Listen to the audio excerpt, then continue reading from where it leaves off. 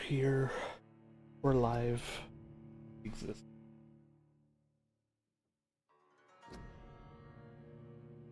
This is the finale. So tired. I am still in the process of waking up. So apologies for the voice.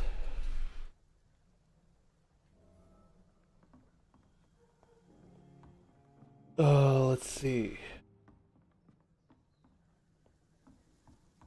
Where is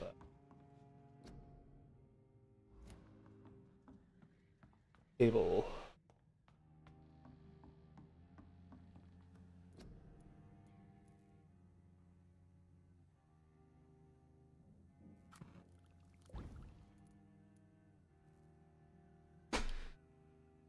Oh.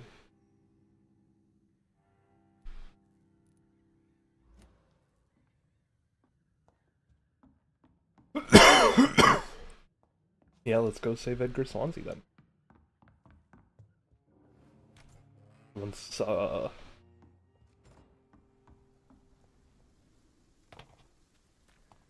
once we're done with all that, go through a nice little memoir for each of the fallen.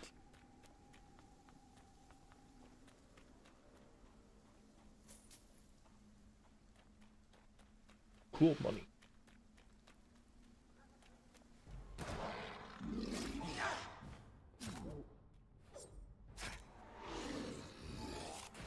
Oh.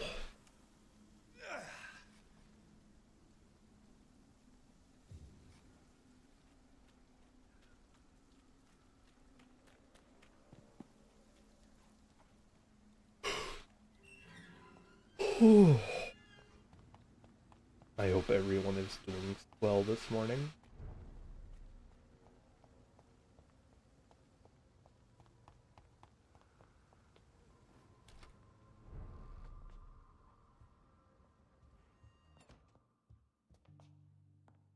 Oh my god, we can't even like go upstairs anymore, huh? Oh, we can, haha.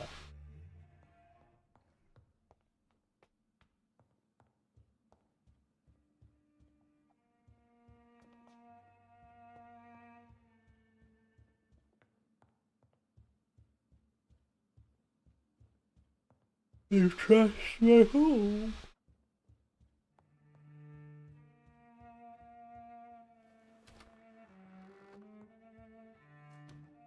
Who would do such a thing?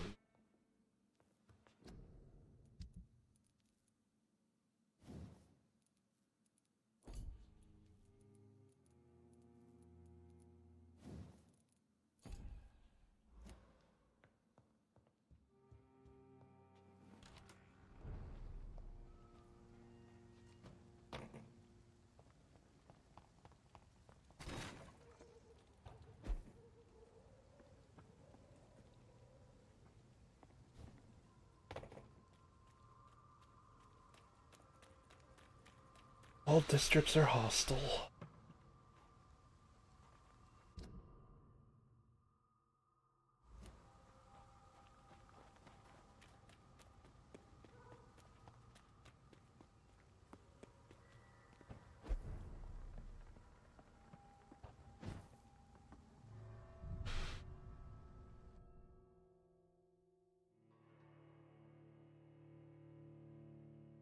Back to the entrance.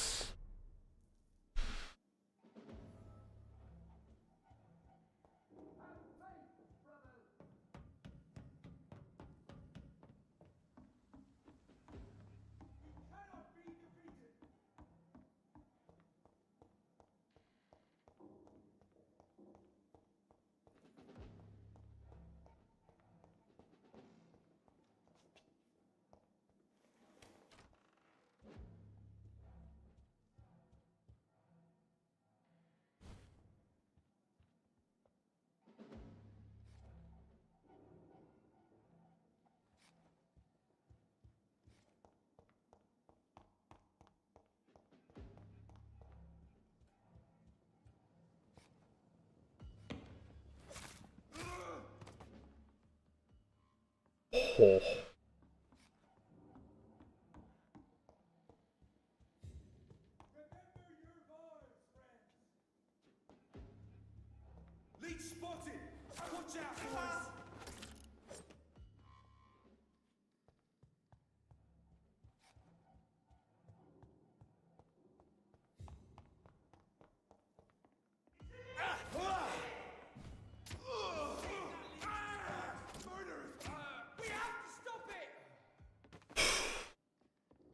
There is nothing you can. Not at this point.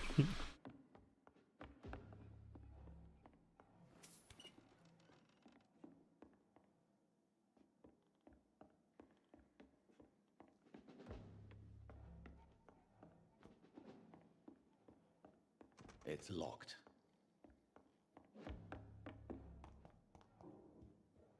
You're mine, Vermin!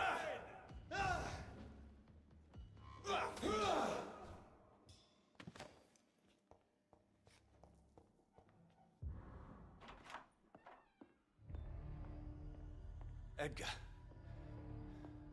Edgar, can you hear me? Jonathan, is it really you? Easy. Easy.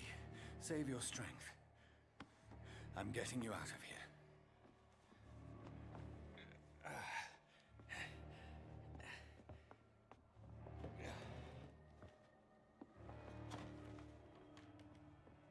Don't try to spare me.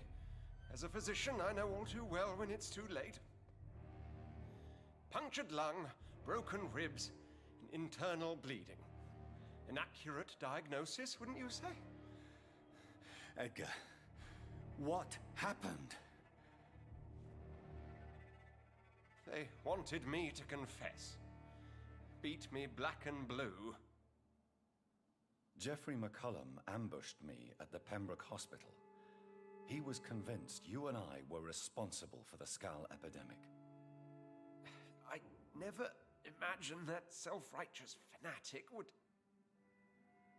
dare to attack us in the open. What became of him?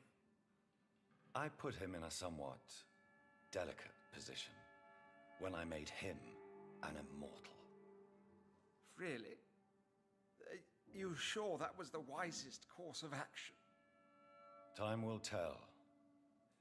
The most intriguing part of his accusation was that you and I were the pawns of some ancient vampire. William Marshall. Yes, they tortured me to make me confess the same nonsense.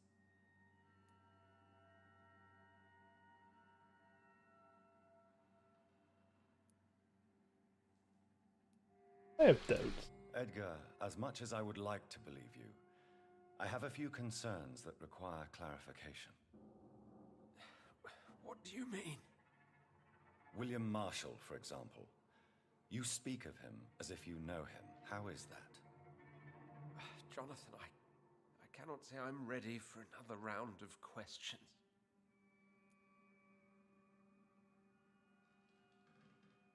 Why would the Guard of Priwen believe you and I created the vampire epidemic?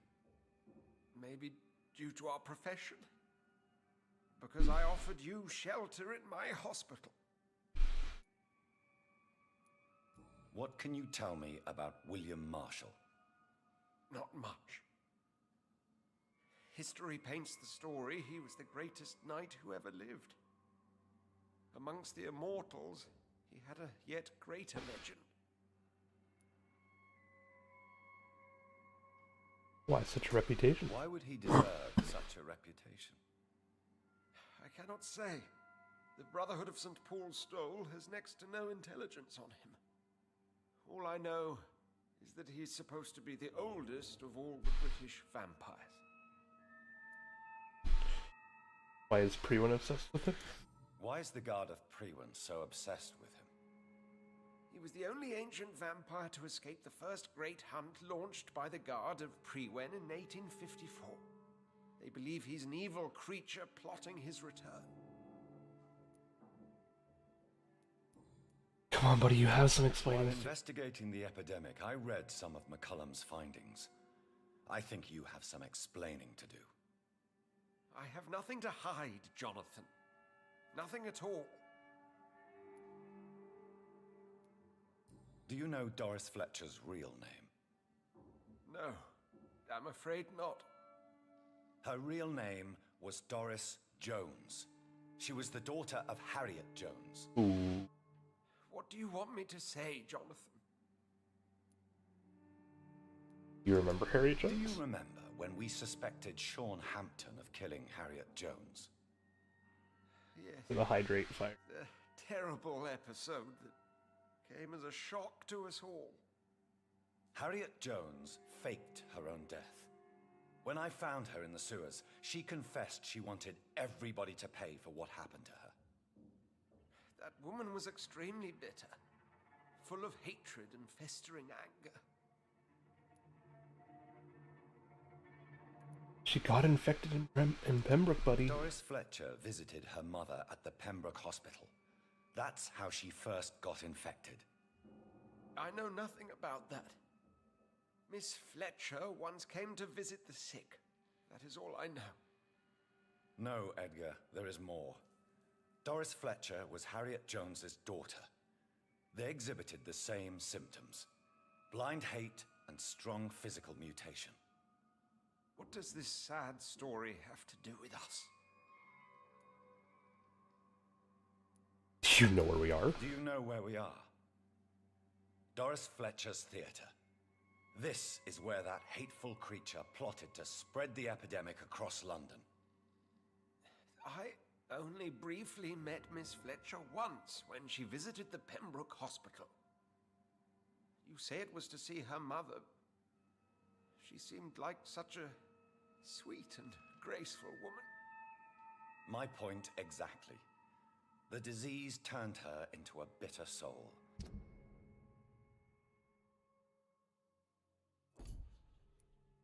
Driven by vengeance, just like her mother. A symptom of all the infected patients. Certain diseases are known to produce similar effects. Rabies, for example. And rabies is not the devil at work. Don't you see the pattern? Come on, Edgar. Don't you see the pattern here? The epidemic, the link between Doris and Harriet, the suspicion of McCullum. How could I? I never saw Harriet Jones again after she fled the hospital. Come on, buddy, you know it's not a coincidence, though. Doris and Harriet shared more than a hidden family bond. They were the embodiment of the epidemic and are linked to the Pembroke Hospital. Come on, Edgar, this is no coincidence. I swear I'm at a complete loss. All I did was administer vampire blood to cure old Harriet. There was no evil plan, no diabolical plot. You did what? I tested the regenerating and healing properties of vampire blood on Harriet Jones. My only intention was to find the cure for influenza, I swear. Whose blood did you use? William Marshall's? Mine? Lady Ashbury's. While transfusing her with human blood, humanely appeasing her hunger, I also kept samples of her blood for my research. You used her blood on Harriet Jones? My God, Edgar, that's unethical. You betrayed 2 of your patients at the same time. How dare you judge me? Must I name the alarming list of your victims? We are both deceivers. But at least I know I'm a monster. You have worked beside me. You saw what I'm doing at Pembroke Hospital. Jonathan, you know I'm not an evil soul. Just another victim of this tragedy.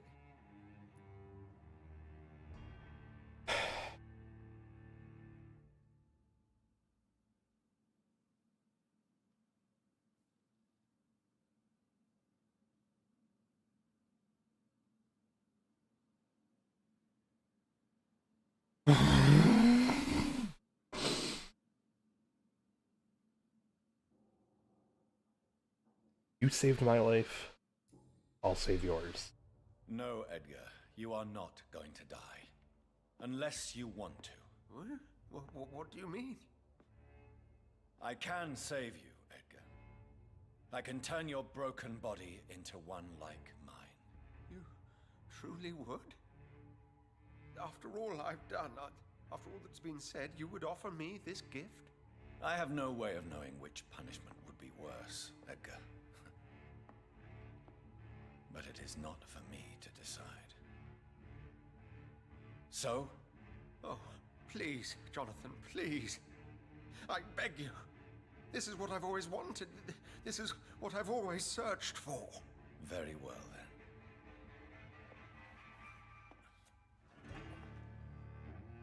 Prepare to die and be reborn. To face an eternity of guilt. I'm ready. Oh, indeed, I am ready.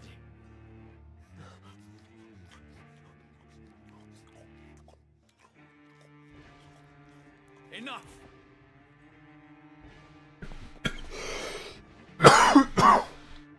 I need that soundbite.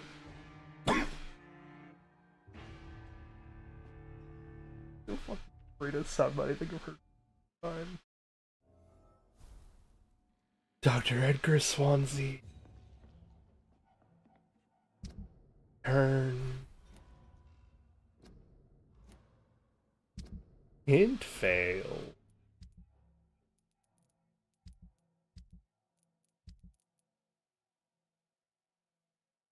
We had his 2 hints. He can still live. Look at this.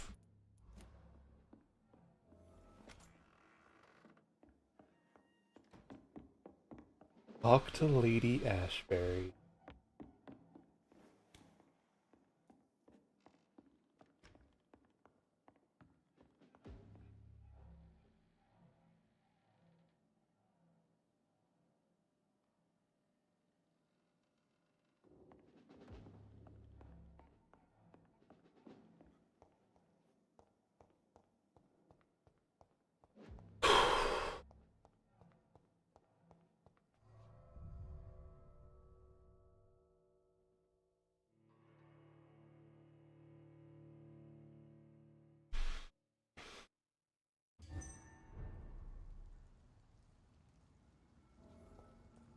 So Harriet Jones became the original carrier when Edgar gave her vampire blood. I must tell Elizabeth.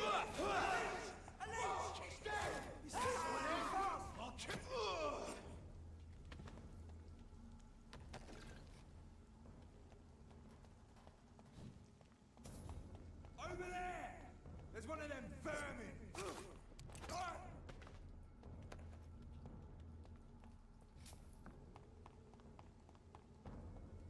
I'll kill you!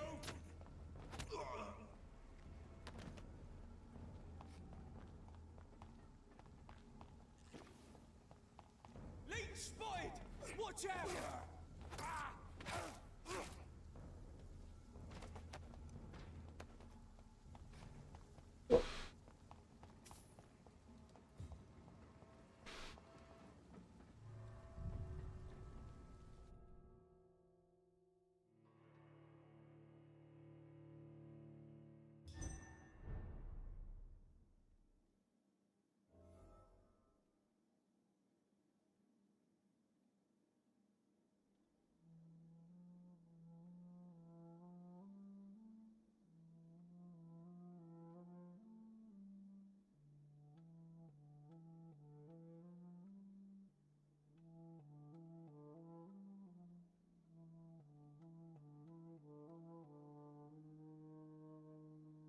At least we know the Red Knight was worth it.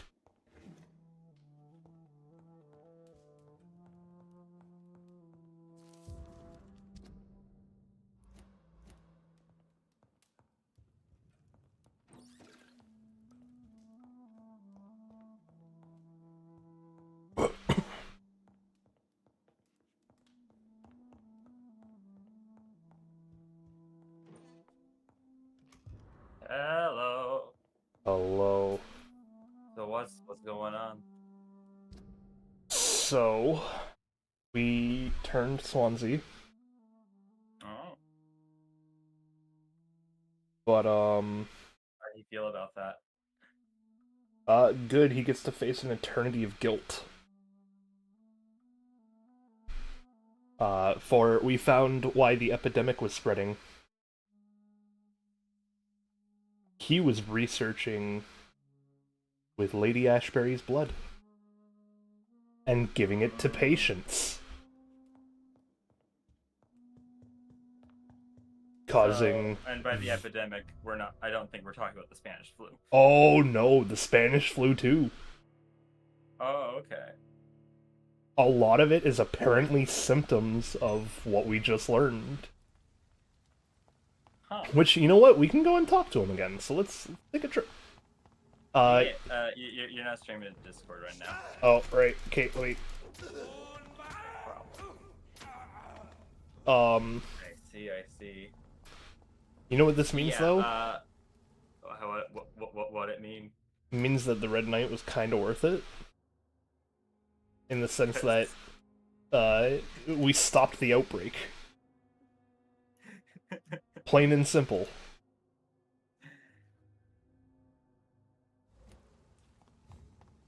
We refuse to let it spread. Yep. I'm so goddamn strong now.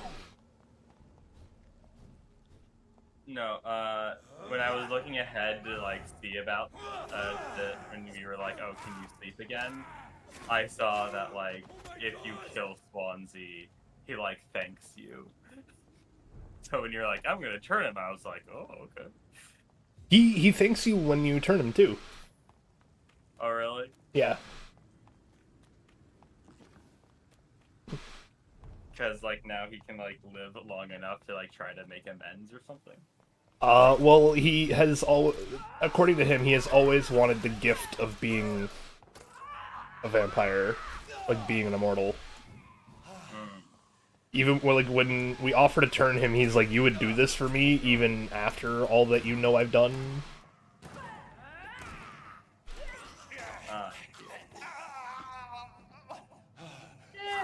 We're not exactly between ourselves, and he's our buddy. I feel the way I worded it was, "You saved my life once. Now it's time for me to repay that debt." Yeah, that's fair.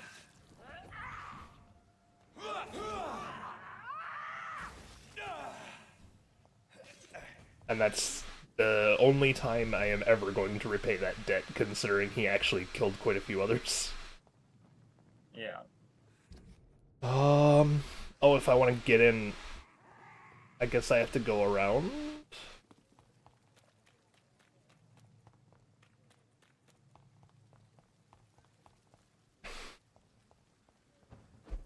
Like here?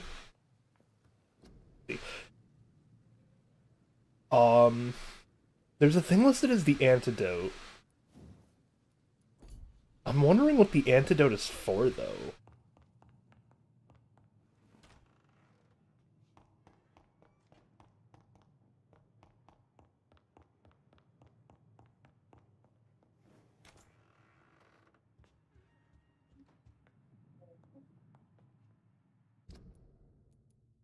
Oh, is he below me or something?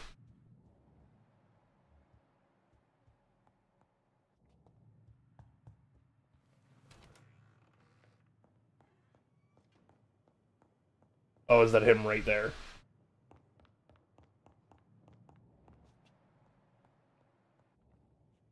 Oh, that's a dead body. How do I get down there? See him. Unless he's above me or something? Where the hell is he?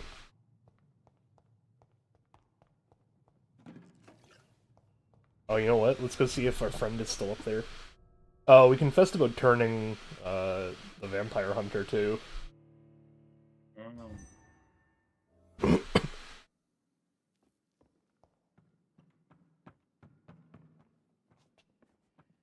It's locked, all right.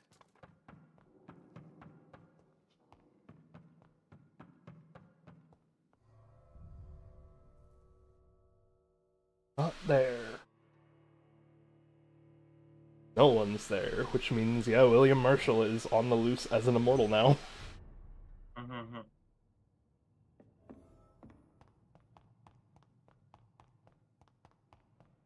God, a sequel to this game would be devastating.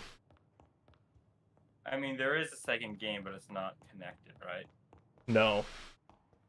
Like, the people who made this game went on to make a new game. That new game has nothing to do with this game.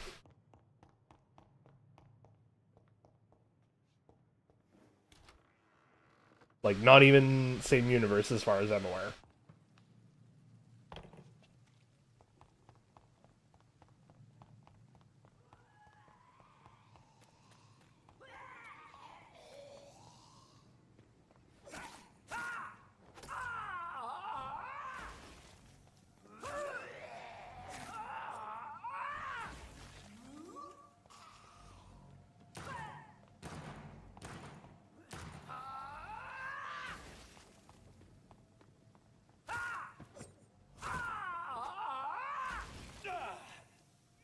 How do I get to where he is?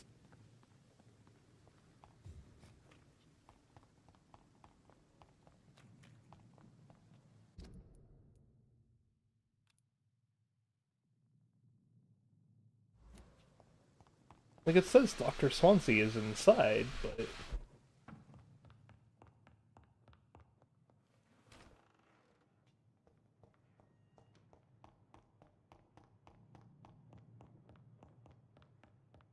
Last I checked, he wasn't in his office.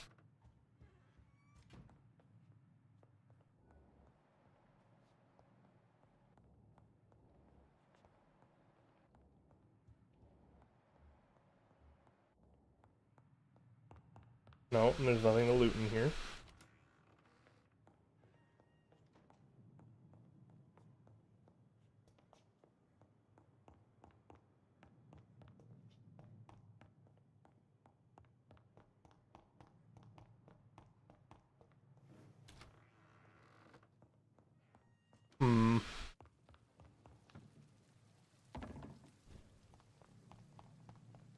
Also, I don't know how I did this, but I have negative XP right now.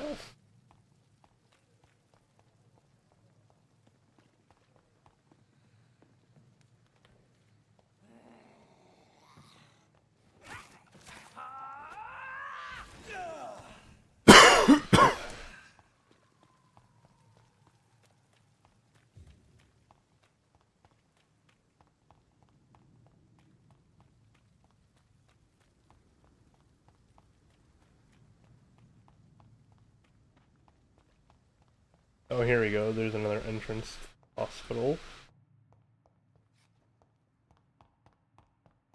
That looks like it's blocked off.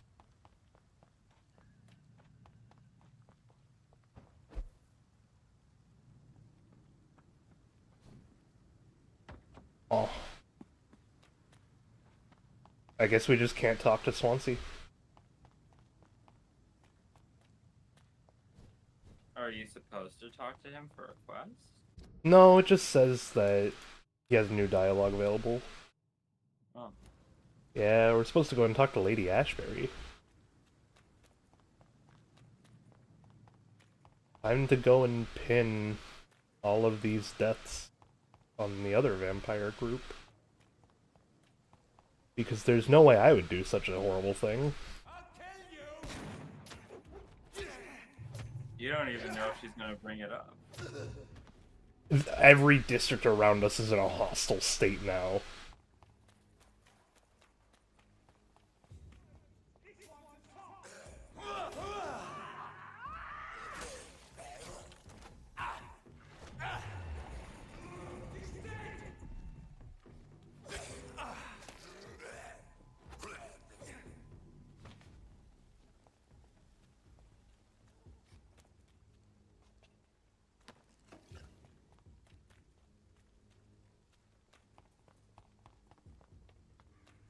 Either she'll bring it up, or the game will somehow let her know that it's my fault, and I think that one's a cop-out.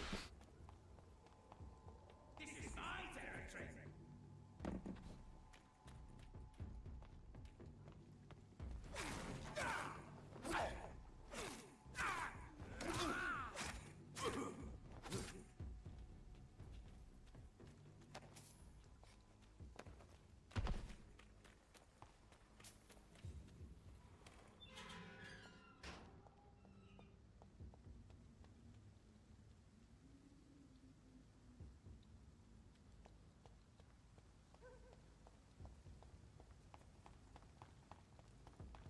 Sorry, sir.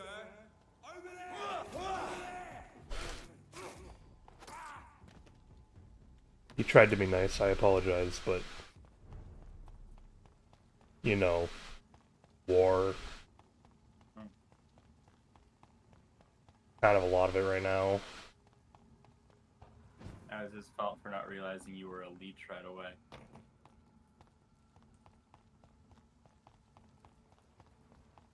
I was gonna say it's... Recognize you by now. I was gonna say it's his fault for not being on the right side. Is anyone on the right side? I think that you're against everyone right now. No, there's some that I clearly wasn't against. Yeah, but there's no large groups you're not against by now. Yeah, I guess. Although, you know who I'm not? I'm not against the people who fled from London. So it's his fault for not being one of them. Your fault for not getting the frick out of here before I decided to kill everyone. Yup. What good fortune brings you back to me, Jonathan? What is it, my dear? I'm afraid it's bad news, Elizabeth. The worst, actually. Please, speak up. Edgar is no longer in McCullum's grasp. I resolved that matter. Where is our good friend now? Is he well? Of a sort. His injuries were mortal. I had no choice but to make him one of us. To save him. Or to punish him. To punish him? I fail to understand. And what is the source of this cold tone in your voice? Edgar Swansea was responsible for the Skull epidemic, Elizabeth. It was he who unleashed the deadly scourge upon London. What? Are you certain? This is the most terrible accusation of all. He confessed everything to me. He sought to cure the disease, to exploit vampire blood to stop the epidemic. But he unwittingly gave birth to a catastrophe. All those poor victims. How could he do it? What happened?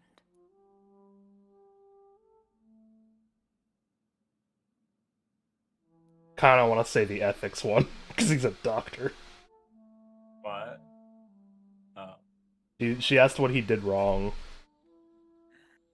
Like, either he... Personally, I like the bottom one the most, but it's your playthrough. You can do the ethics if you want. I think that also the ethics one also makes sense. He wasn't. He was very unethical in his practice. He was unethical in a profoundly stupid way. Yes. So I'd say either one of those is right.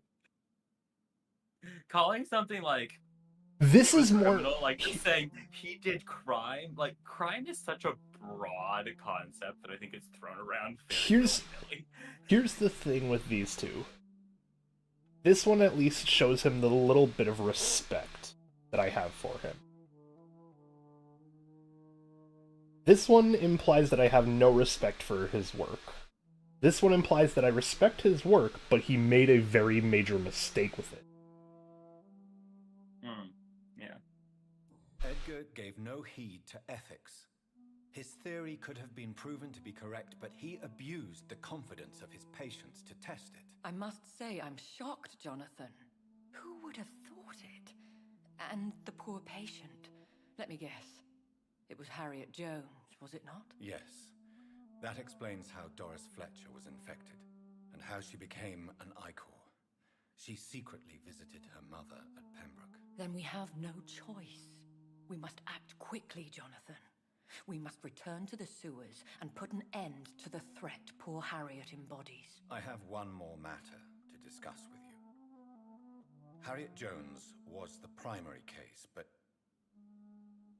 do you know what a healthy carrier is? There is a tone in your voice that frightens me, Jonathan. What are you trying to say? It was your blood Edgar used for his experiment on Harriet Jones. What? Oh my god, the facial expressions are actually like, great. No. This can't be. Oh, God. Elizabeth, are you all right? No, I have to go. What do you mean? Leave me alone. Save the city, Jonathan. Save what can be saved. Elizabeth, I need answers. Why did your blood Stay cause away this? from me. Please. I swear I never was your Wait, enemy. no! Elizabeth! Oh.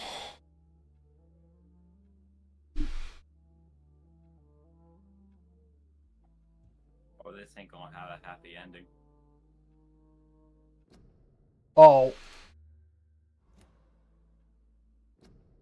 Stop it.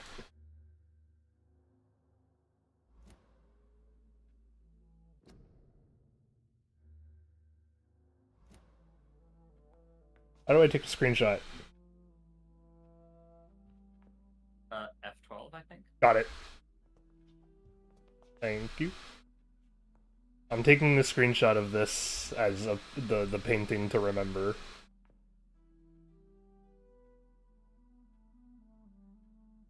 That will be my memorial piece. Okay. Gather ingredients for the antidote.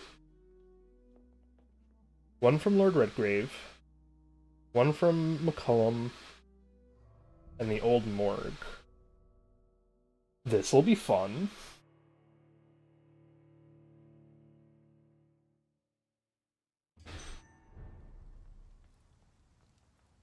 Now would be a good time to blend the recipe Marshall used when he fought the disaster. I think I know where to find what I need.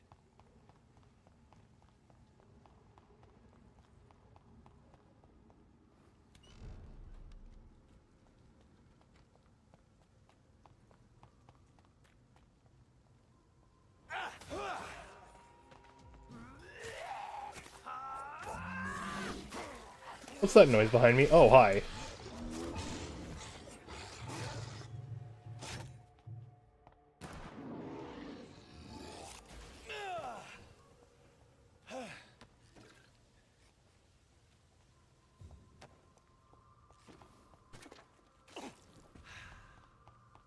Whose blood could be purer than that of William Marshall? You Lord Londoners Redgrave are no would match have to to me. You London vampires are so weak. Am I weak? Wait. Wait, Lord Redgrave? Yeah. Right. Spare me a drop because he keeps the blood. Okay, right. For a second I was like, wow, Lord Redgrave has contaminated weak blood, I thought. He does. That's why Redgrave is funny to So me. is part of the idea that your friend, the Doctor Boy, if he had had a different vampire's blood, maybe he could have actually found a cure, but Maybe. blood is like Redgrave's blood, and it doesn't make themselves. No, I don't think that's the implication. I think there's something worse with her blood that we don't know. I don't think what we're doing here is to cure Harriet Jones. I think it's to aid us in a fight if Harriet Jones resists. Oh yeah, for sure.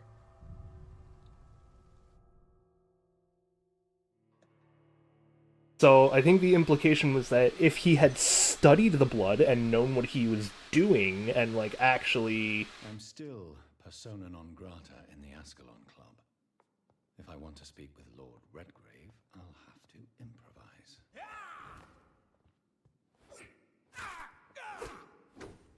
I think the implication is that, yeah, like, if he knew how vampire blood worked in the first place, then maybe we could have in time found an actual cure using it. But he decided to just... Okay, so the way he worded it was he took Lady Redgrave's blood, and he did a blood transfusion on a sick patient, just with the blood. Yeah. That's it. Evening, Lord Redgrave. What are you doing here, traitor? I shall smite you for this audacity. I'm not here to bicker, Lord Redgrave. I can put an end to this epidemic, but I need your assistance to do so. All is already lost. The city verges on collapse. The epidemic has spread so widely. Disgusting scals are everywhere. The epidemic could be stemmed if I destroy the original carrier. England can be saved, but only with Marshall's blood. The blood of William Marshall? Of my maker? Are you mad? This blood is the purest of all. My maker proffered it to me on the battlefield. I cannot hand it to you. There should be an option to tell him it's not your maker, shut the frick up. That's why I'm gonna say ceaseless farce. Oh, yeah. Stop this farce. Marshall never was your maker. I have no idea how you acquired his blood, but I need it now. I see. Well, in that case, given the gravity of the situation, Dude, called him out. spare you a drop. Thank you, What? my lord. If you manage to save this city, you'll prove yourself a veritable servant of the crown. So Godspeed, Dr. Reed. Our fate lies wholly Yeah. in your hands. I really wish I could This just man like. is a lot more reasonable than I think he's been characterized as before. Yeah. I feel like there should have been more resistance to that. But also, I feel like I want to put a blood spear through the back of his head as I walk away. Yeah. No, I was sure that was moving to a fight. Would have been a great fight, too. I would have been so satisfied at the end of that one.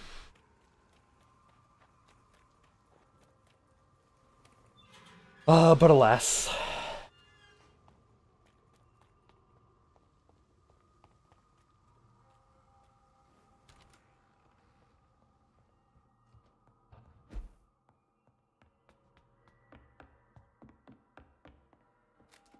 Oh, is this the wrong way?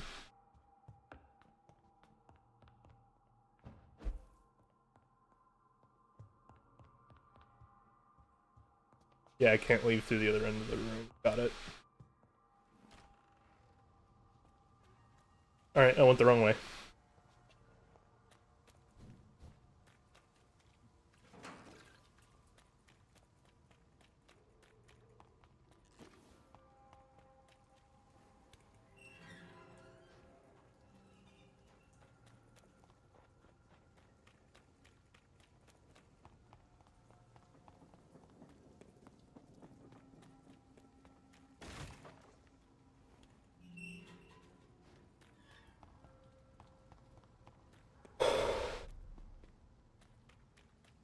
Oh, I need to sleep quickly when I pass by the hospital. Because I want to be able to reload into this area. Mostly because... Oh, by the way, I was right that she didn't even mention that. I thought that, you know, she didn't even mention her daughter. Yeah, I was gonna say, with all this going on, I thought there was sure to be something, but I guess it makes sense that there isn't. Yeah, it's, you know, because have- all that stuff is a lot of stuff, but it is all technically side stuff. And you're now in, like, the end game of the main plot. Yeah. They could have written it for it to, like, have some kind of reaction, but, like... Yeah, I thought it would probably just be plot stuff. Yeah. Especially because it seems like there's stuff really important to her herself. That... What was I gonna say? Oh, but yeah, after we do, like, the main stuff, I want to read through, like, each of these. Yeah. On stream. Because I think it would be a nice way to give, like, a memorial to all of those that gave their life so that we may end this epidemic. Can I just make a quick prediction? We're gonna be the heir of William Marshall. No. So that would be interesting because at some point your maker does have to come into this. Like, he's basically just been talking your head all wacko for a while now. I'm willing to bet it's gonna be William Marshall, man. Yeah, and you're gonna, like, lose the drop of blood that was given to you of Marshall, and then you're gonna be like, how do I replace it? And it's like, just use your blood because you are his actual heir. But no, my main thing is, I don't think Waifu is gonna survive to the end of this game. Oh, I'm confident she will. We'll see.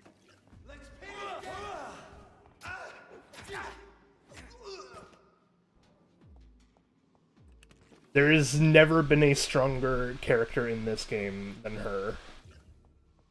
Yes. I'm not saying that something's gonna overpower her. I'm gonna say that it's the thing that's wrong with her blood is going to, like, cause her death. No, I think the thing that's wrong with her blood is going to mean that we have to choose what to do with her. Be honest. I think she's gonna be the final boss. I think she's gonna like become like Mega Scal. Maybe. We'll have to see. There it is. Insulin. Okay, dose of More insulin. efficient than garlic against blood poisoning and sepsis, and much less dangerous for me. Thank you, Dr. Polescu. Okay. If garlic is dangerous to vampires though because it like does that stuff to blood, then in theory wouldn't insulin actually be like super garlic? Yeah, that's the whole point. Yeah, but he just said a lot less dangerous to me. So like, no, I feel like it should be ultra dangerous to you. Well, no, because maybe because of the fact that it's like insulin and refined, we might actually be able to tweak it to not have the danger properties, but still have the beneficial ones that we need. Maybe. Seems like an interesting side effect. I'm just like, yeah. Time to figure out. Well, we're gonna have to fight McCullum here, aren't we?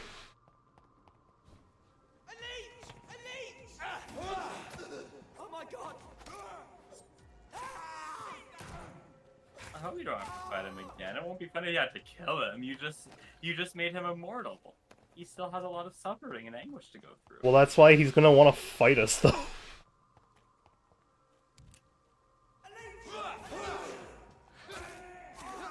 He's not gonna want to give up the drop of Arthur's blood.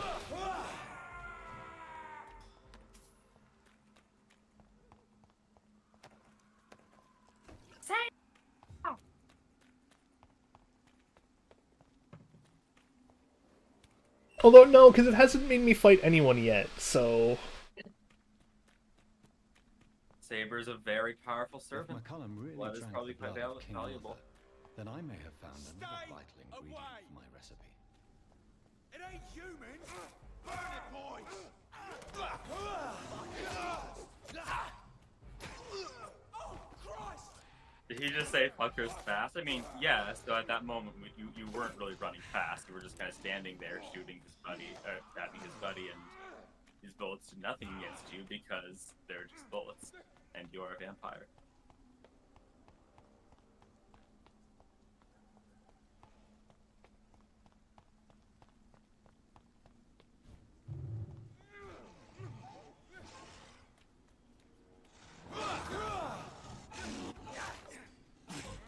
Oh yeah, see, McCullum's right there. Oh, But he has a health bar. Oh, maybe he won't make us fight him. Hey, buddy. Good evening, Vampire Hunter. Are you here to mock me, Reed? Not Yes. at all, McCullum. I am here because I need you. Really? I'm intrigued. Speak up, then. I need the blood of a king. The blood of Arthur. I'm certain you possess it, and I must have it. The guard's most sacred and precious relic. Why would you? You found Marshall's memoirs. I should have destroyed that book. I need the antidote to save this city, McCullum. It is within me to take your words as truth. I want to, but I must he's know being more. strangely friendly to you for, What you know, precisely being are your like, plans? I think I know why. He is our progeny. And there is, like, we have learned that it is really, really, really hard to, like, disobey your elders. Because we keep getting our father's voice in our head, too. And when he says, come talk to us, we cannot refrain from doing so. So I feel like there's, like, some back-end compulsion that, like, tells him he has to listen to us, but he's obviously showing the restraint of he can ask questions to want to not listen. Either way, we're going to tell him the truth. I have found the carrier, McCullum. The infection's source. It may be science or some supernatural power that's responsible for all this. But I will harness either or both. to end the epidemic? A vampire doctor. My god, you're a terrifying creature. Jonathan Emmett Reed.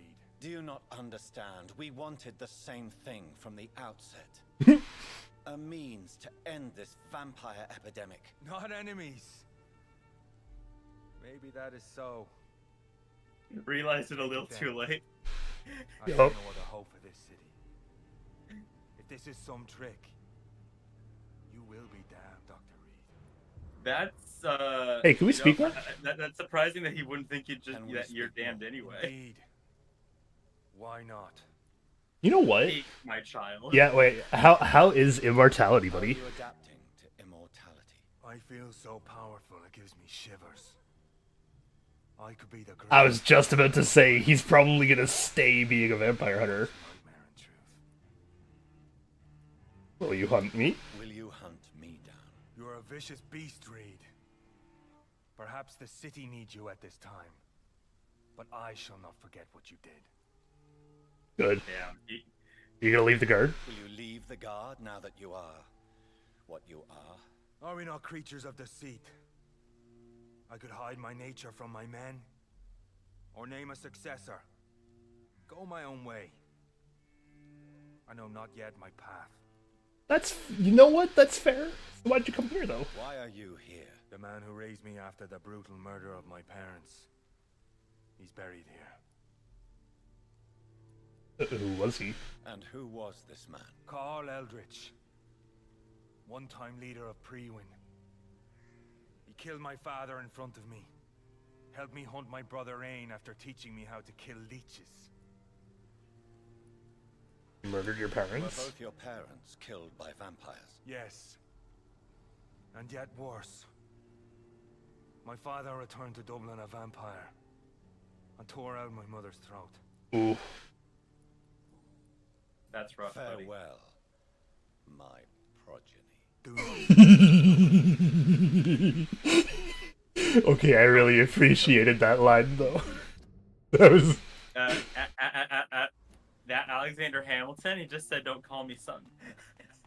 That was... like, the greatest little finger flip in the game, in my opinion. Would have been funny if you called him boy. I don't think boy is as bad as saying my progeny to the vampire hunter that I turned. There. One day he'll come back for us.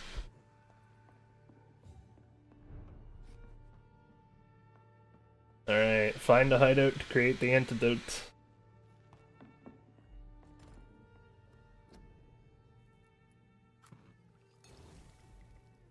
The blend seems stable. There is one thing I've thought that I Time to think go about and this find is Harriet in the sewers. a reason why it would be really hard to make a sequel for this game It's because of all the choices? is because there's exactly it's like it's I have... games that give you choices are really great are really awesome.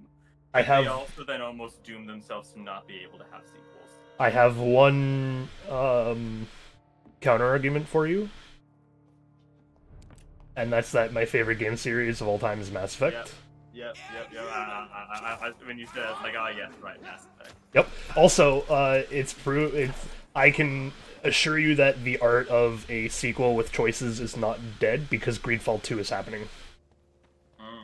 And Greedfall is like a spiritual successor almost to Dragon Age because it's supposed to be like Pirate Dragon Age, which so far it's proving to be pretty good. I might play through it on stream. There is a lot of talking in it though, like a lot of talking. I like it because it's like, it has the political drama aspect. Like, our whole job is that we're an emissary for a congregation of merchants. Yeah. And so, with that comes all of the diplomacy and combat that would ensue.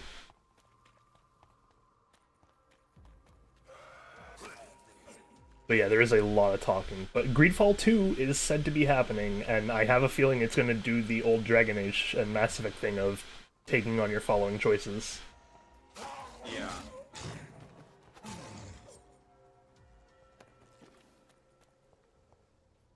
And if it does, then good, perfect. That's literally exactly what I want right now. Right, because Dragon Age did do that as well. Yes, it did. Dragon Age did it with the world. Mass Effect did it with your choice, with the characters. Yeah, And I think with Dragon Age you don't play the same people each time. Yeah, and I think Greedfall wants to do it with both, if I understand correctly. I have no clue because I haven't gotten far in Greedfall, there but is like, no limit to that. Like, imagine if they did try to make us, but okay, here's another Mass Effect at this point. They are making another one. Like in the main plot line. Yes. Interesting. Although theory is that it's actually going to be an interjection. This is my personal theory that I've yet to see anything that would ever disprove this. Is that that would happen after the ending of Mass Effect would be really hard because the choices you make are vastly different. That's what I don't think is going to happen. I think what's going to happen is that we are going to get a 2.5. Yeah. Sorry, like a... Yeah, I guess 2.5 is the best way to call it, because the beginning of 2 and the end of 2, or the beginning of 2 and the end of the beginning of 2, like, just its tutorial mission alone, there's, like, apparently, like, over a decade that goes missing. I can't remember the exact time frame, but it's something like that. But there is a character that makes a reference to pulling a Mass Effect. Like, they get a team together, they go on this, like, crazy adventure and everything, and it's all to save Shepard's body. Mm-hmm. I think the new one is going to be set in that timeline because of what we've been seeing for promo work. Which is to say, the person that says they did it is an Asari that turns out to be like a total badass, and she said she had to recover our body from the Geth, which is showing to be the main enemy of that game, or like the main focus of that game. You know what I just realized? And I'm just like, oh, it's looking so One good. of the ways that, basically what happens when you have a game with multiple choices, you get diverging plot lines. Yes. Or diverging timelines. So what you always can do is just, make some kind of game where it's like a sequel where it kind of combines all those plot lines maybe in a distant future. Then I'm like, oh yes, like Zelda. And then I'm like, oh, except Zelda, you never have big choices that determine the history of Zelda. Nintendo just wrote itself a freaking mess of a timeline because they didn't care about continuity and then tried to piece it together afterwards. You know what I think is probably the funnier example of what to do with a multiple choice thing? Someone pointed this out to me that would be absolutely hilarious, is you make one game very close to, like, Dragon Age or Mass Effect in terms of choices. Mm-hmm. And then every sequel you make after that is just all the different diverging timelines. They each get their own game. I feel like there's been some things that have done that. Probably. Either way, my big point... I feel like my tongue, I just can't remember it right now. My big point to that, though, was that you only need to understand one thing in a sequel to this game. Which is, we need to know if, like, for the choices to make sense, you only have to keep track of a couple things. One of which is the pillars. Because you need to know whether they were embraced, turned, or offed. Or embraced, turned, or, like, whatever.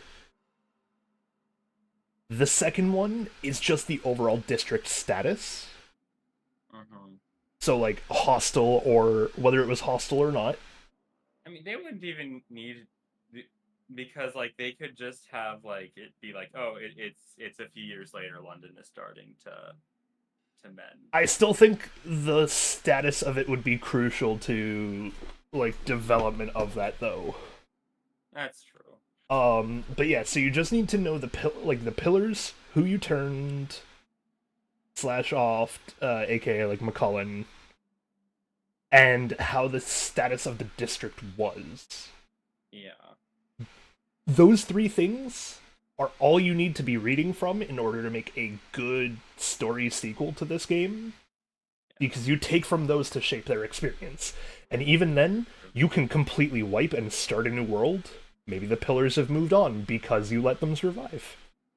Maybe someone had to step up to take their place.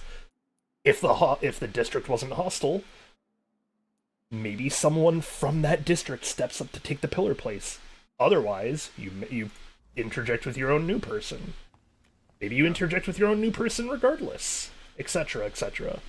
And then Like- of course the other option to making another game of the same franchise and you had choices is just say, yeah, the game's the same franchise, but everything is completely different, and so we don't have to care about continuity.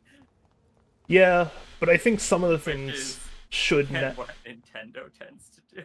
I don't think any of its games have any I think. Okay, is there well- one Nintendo franchise that actually keeps consistent continuity? Yes, actually. It's gonna sound really weird to say this, but it's true when you look into it. It's Pokemon. That, I mean, technically, yeah. Because, yeah. They I mean, there are, like, branching timelines. they have acknowledged. I know that there does exist a timeline, even. Like, Okay. Isn't Ruby Sapphire, like, actually, like, the earliest games in the series or something? Yes. Yeah. So there exist 3 timelines as of Pokemon. Because we got a new one with Legends Arceus.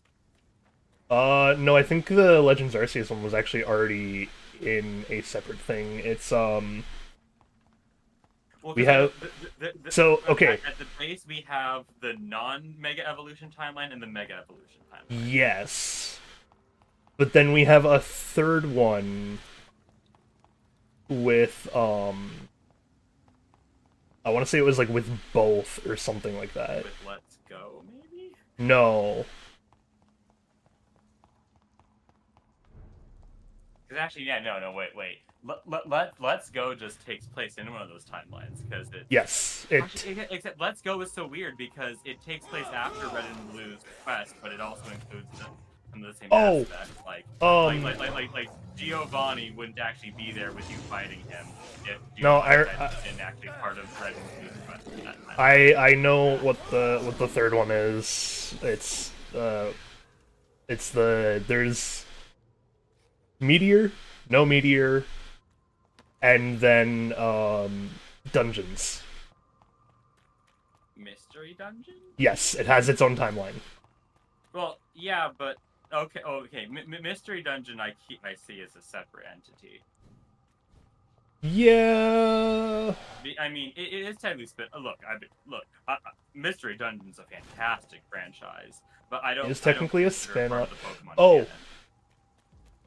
Yeah. It's its own canon, and honestly, a canon that I find very important to me. So then, the third timeline might legitimately actually, just be the post-Legends timeline, which we actually know where post-Legends timeline would have to go, because we know... We also know that... Let me finish the sentence! Sorry, I'm sorry. In Legends, we know what timeline it's from, specifically because of the ending.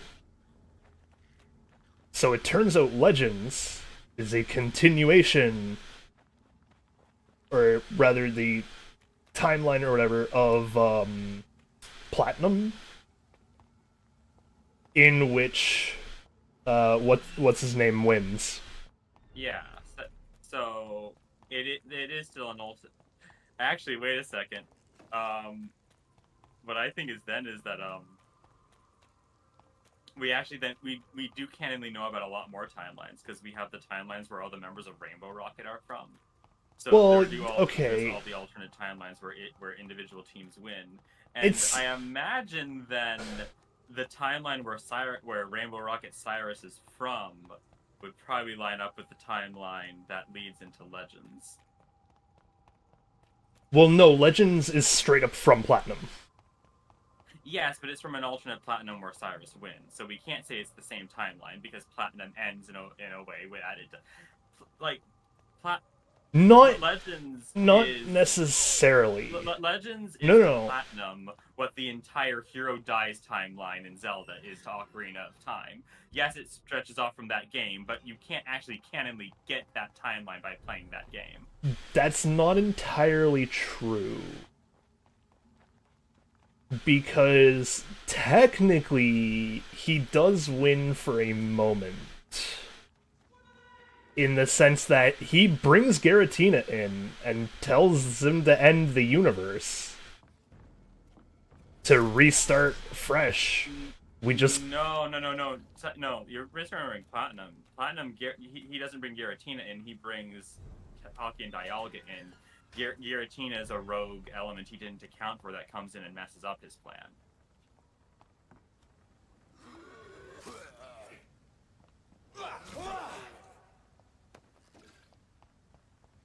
So then, yes, no, okay, no, this is... No, hang on. Yeah, I'm saying... where Giratina doesn't come to save the world. No, there's actually... That makes me think that it is set in, specifically Platinum, but that... Oh, no, because, yeah, Giratina doesn't go back through the portal, does it? In Legends, we keep Giratina. Yeah, I don't know. It's a convoluted mess. Either way, my point to all of this just was that a sequel for this game would be great. Yeah. Like, maybe we're living our life as a vampire, chilling out, etc. No, but still, no, I get what you're saying about Legends, though. What I'm saying is that I think it's an alternate timeline to Platinum. Yeah, I'm trying to think the of... The question is that... Okay, hang on. Nintendo game with continuity. Metroid, actually. Metroid... I haven't played a ton of Metroids, but from what I know, it is a story and has continuity. I was gonna say the other really weird one is that while it is a fucking wild continuity, Mario. Oh, okay, yeah. I mean, yeah, no, I mean, Mario's games, they do have better continuity than a lot of them. But that's almost just because, like, they kind of don't care about it, but they also do kind of keep it. There's a continuity just based on the mere fact that just none of these characters seem to care that the same thing just keeps happening, and so it just keeps happening. Either way, Mario is technically all in one continuous universe. And there is also Earthbound. Earthbound has continuity. Yeah. When you said it's strange, that's what I thought of, because Earthbound is a fucking wild. Sorry. No, you can swear. You can swear. Yeah, we're adult. Oh, I rate my streams on purpose. You can swear. Yeah. I mean, Earthbound's a bizarre, especially from what I've heard. Like Mother 3 is hecking bizarre. Yeah, it's but it is still technically all the same timeline. Okay. Let's see. We're gonna go. Oh, I don't like that it says reach the hive, and I have no clue what that means.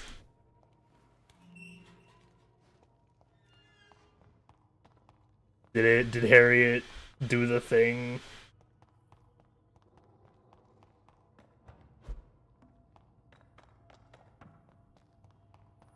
Yeah, I also almost right. Like Pokemon has branching timelines, but for the fact that for the fact that it's like not the main focus of each game and each game is self-contained, hang on. They do surprisingly keep. Yeah, hang on. No, not their style. Where has Harriet gone? She must have left a trail I could follow. Yeah, a trail of death and devastation, man.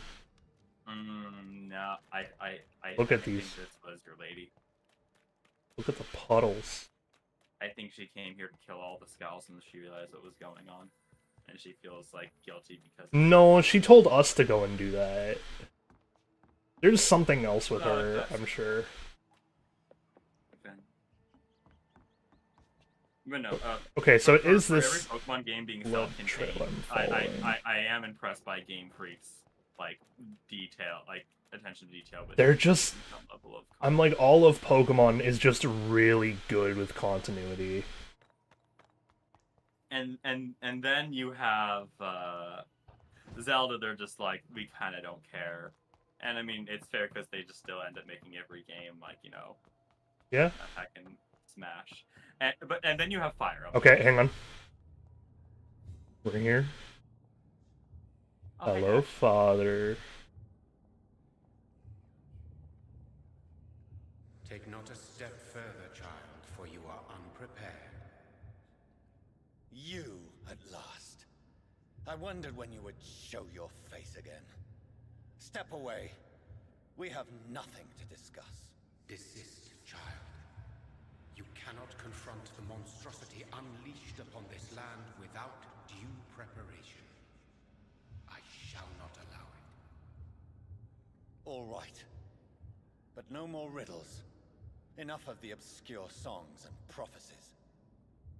I ask questions, and you answer them. My words have been as clear as crystal lakes, my child. No, it is not. Unwilling to drink, to listen. Nope. That's not how that works. Why did you choose me? Why did you choose me? Only you could provide a modern, scientific answer to this ancient, mystical thread. Oh. What do you mean by ancient thread? Speak to me of this ancient thread. The blood of hate. Vessel of... When she awakens, a disaster will be born into this world, for she is hunger and anger. Lady Ashbury's first name wouldn't happen to be Lilith, would it? Oh gosh. What kind of modern answer? Disease. That would explain so much. How they course through veins is your dominion, my child. Your choices have made you. Only you can save this land.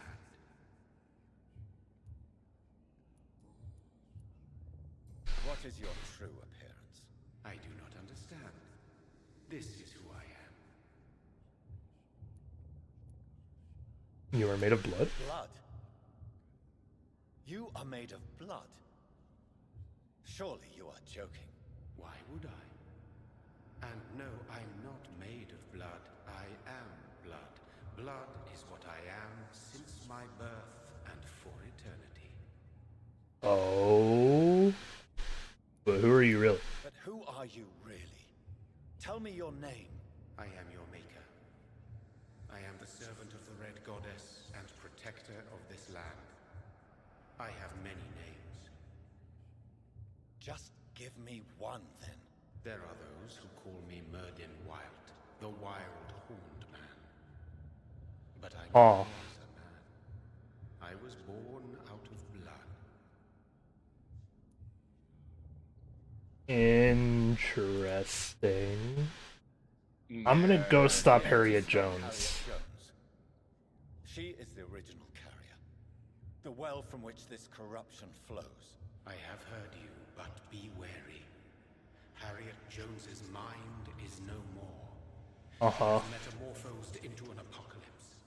Born from, drenched in, and driven by the blood of hate. This is the blood of hate. What is the blood of hate? It is the curse of the goddess. It is the hunger in you. The need for Oh. the will to strike and to punish. To spit in the eye of God. That explains why Lady Ashbury is so concerned of us. She's worried what we're gonna do when we learn the truth. What is a disaster? About this disaster, creature. I know London fell victim to such a thing in 1666. A disaster is pure anger born through blood.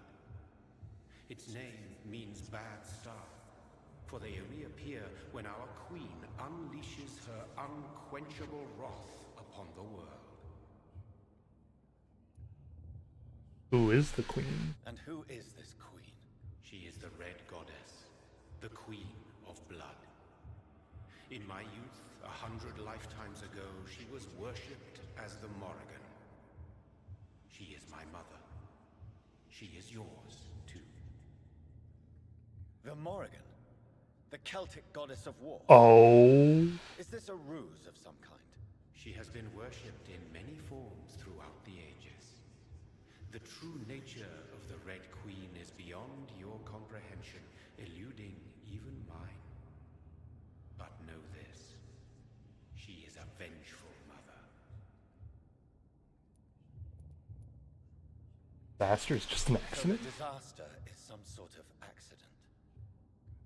A disease vampires carry dormant in their blood, waiting to emerge. That's your modern answer. But a disaster is at the same time both less and more. Tell me what it This is then. cat wants to In go your own outside, words. and A we're literally disaster having is thunderstorms. the pure will of our queen. Whenever she dreams of walking this earth, she awakes in this putrid vessel.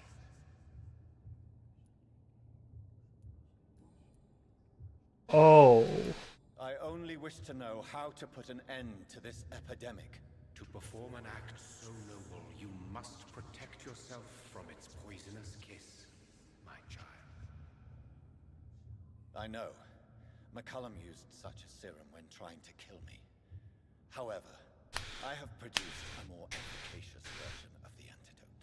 Your final task awaits you at the end of these tunnels. I've known for ages you were worthy of this challenge, my champion, Bittersweet. And what will happen then? What will happen thereafter? What future awaits me beyond these dark tunnels? Your fate, my child, and the fate of this land. A disaster is about to enter this world to smite us all and teach us humility. You are our final hope. Will it be over So, then? Hang on, hang on. Once I've defeated this creature, Once we start walking again. The threat will dissipate like so much smoke, for you will have purified its source. and then what? What will become of me? How would I know? I am no god, and your fate is in your own hands. For you are our champion. I am not your champion. Trick me. My sister died for your schemes. I have brought suffering and tragedy into this world. I am not, nor will I ever be your champion. Very soon you'll come to know that sacrifice is sometimes necessary. I understand the grudge a child bears towards his father and mother. Be brave, my child. I think I've realized the bigger plot twist and why she fled. So, Her name's not okay, her name's not gonna be Lilith Ashbury. But I wouldn't doubt it's Morrigan. yeah. One thing I'll just say is that, so I guess all this time we thought that his maker was like some like supreme vampire king, and it turns out to be actually like kind of a saint. Because Mirrodin Well. Oh, hello.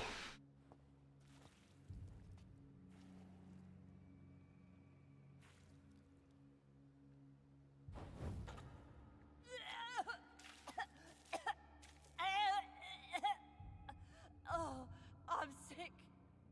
So sick. Doctor, help me, please. I'm in such pain. I'll be glad to be of assistance. Oh, like your help, Doris. Liars, all of you.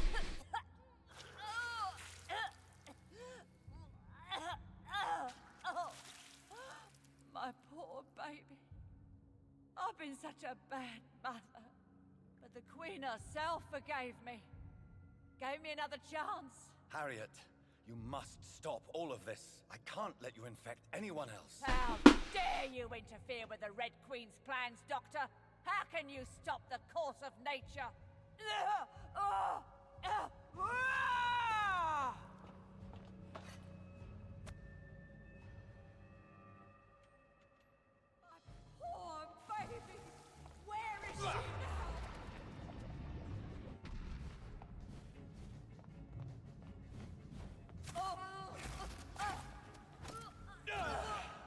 That was not the end of it, right? Is this a dream? Oh, Awake. This anger I feel, is it wrath? I think it is. Oh, how infinitely, how intensely, how irredeemably are you all going to suffer now?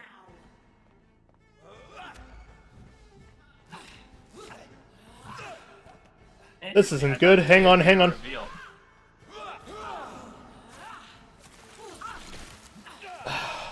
I might not survive this.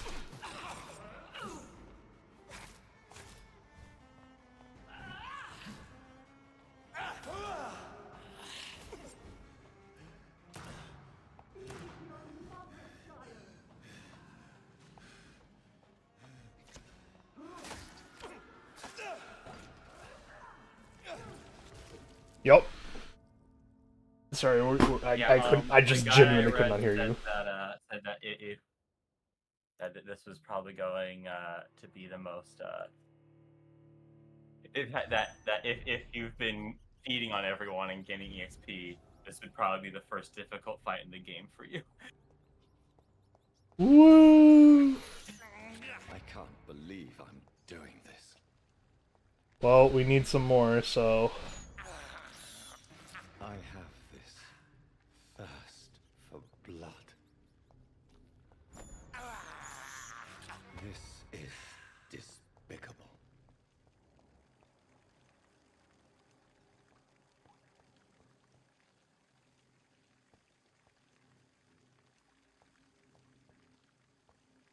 Alright, well. These poor skulls didn't stand a chance. I heard that, but where are you? Oh, there you are.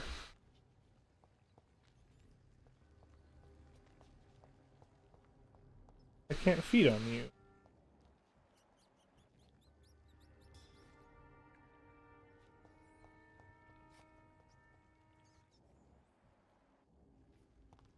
Oh well, half a bar is what I'll have to go in with. I gotta go for some. I'll be right back.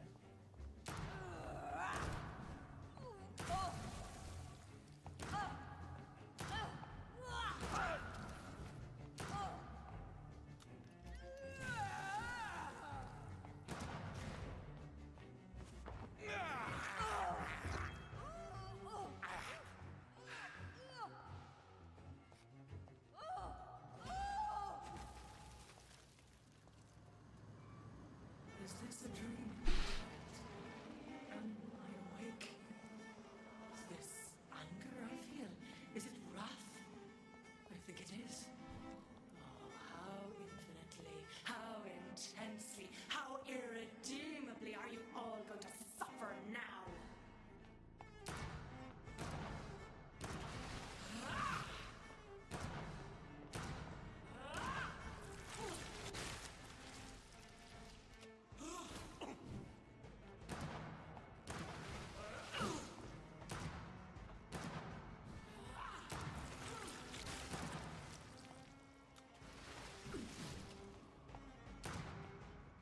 Such innocence, such guilt.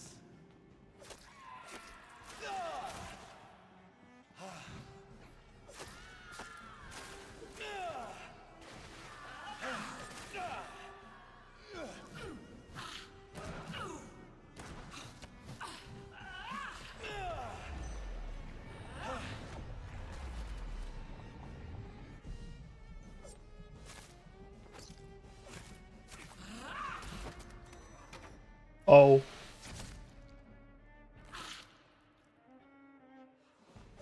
Feed your mother, child.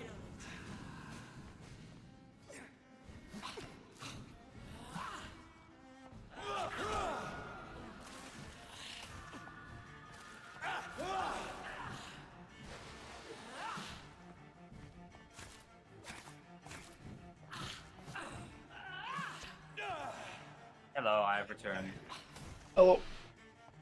See, this boss fight is harder the more people you embrace. I would imagine. Yeah.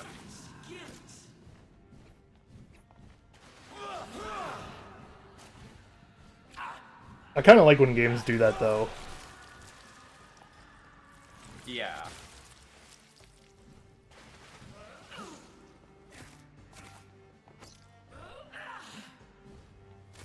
Because, you know, you can technically go through the game without, Ever embracing a you know, single person. without feeding on anyone. Yep. So if you do that, you won't have very much EXP. So a lot of the other fights will be really hard, but then in turn, this one is so difficult. But now you're super strong, but they still make sure that the final boss fight is really hard. To balance the challenge.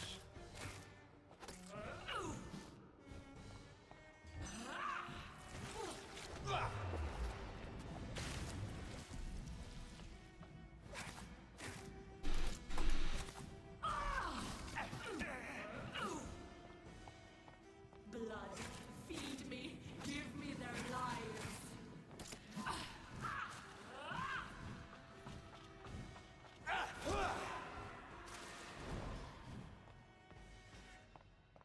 I will reap such innocence abundant. Oh, I love that. Yo, give me her weapons. Look at that shit.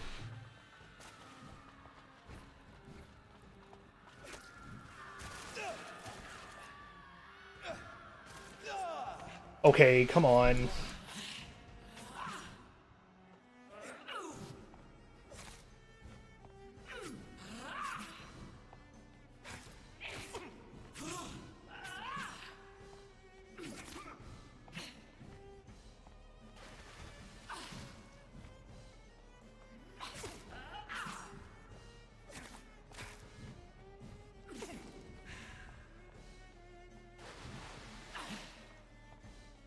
Give me more.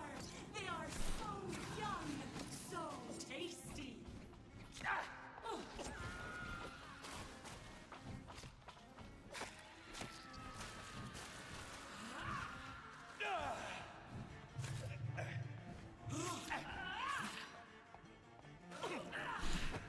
Oh, come on.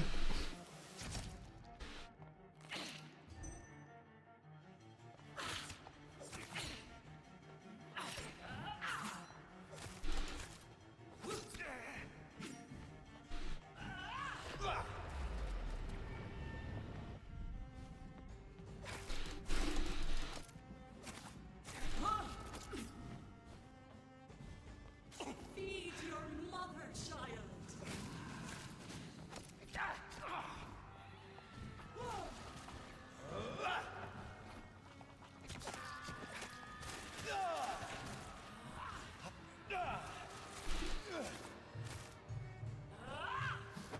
Come on.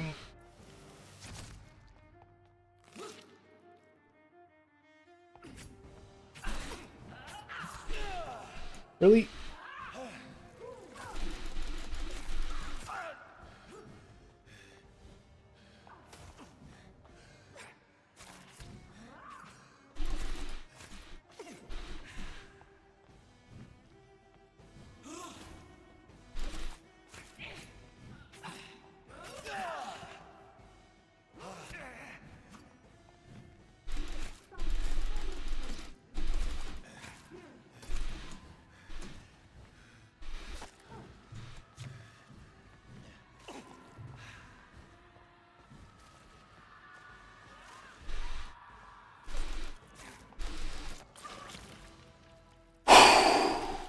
Do you think your champion defeated me, my child? No. Never defeat you, mother of us all, for you are our every root and leaf. You've always been my most amusing son. Then go back to sleep, my queen, and smile at us from your dreams. Did they feel my wrath? Have they suffered enough? More than ever, mother of us all. Until the next time. Until the next time. Oh, you won? I won.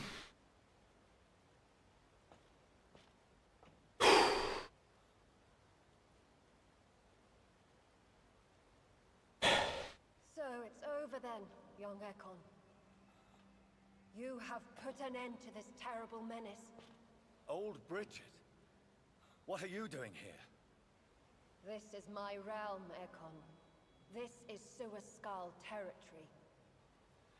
But they were all massacred by the monstrosity that Harriet became. Others will come, engendered by deceitful vampires. I don't mean you, of course.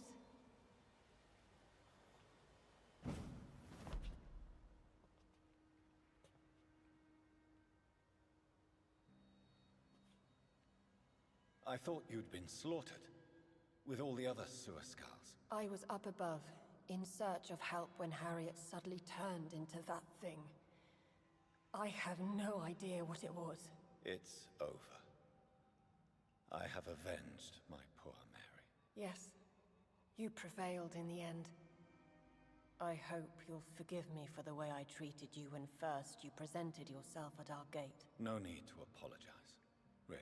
Perhaps there will be no stories told or songs sung of what happened here today. But I'll know the truth. Jonathan Reed, newborn vampire, stepped forward and saved us all. I'm honored to be part of this city's legend. Thank you, old Bridget. May I ask you just one question? How could I refuse you anything now? I'll answer just as I answered Lady Ashbury when we met a few nights ago. Who are you? Really? I was born with the name Bridget Eleanor Wellington. Oh. In 38, my beloved and immortal husband decided to preserve my beauty and youth forever by making me drink his blood. You were Lord Redgrave's wife. Then the pompous fool rejected you, did he not? It was about 200 years ago. Peace found me in time. And I sincerely hope it will find you too, now that all is over. No, it's not over.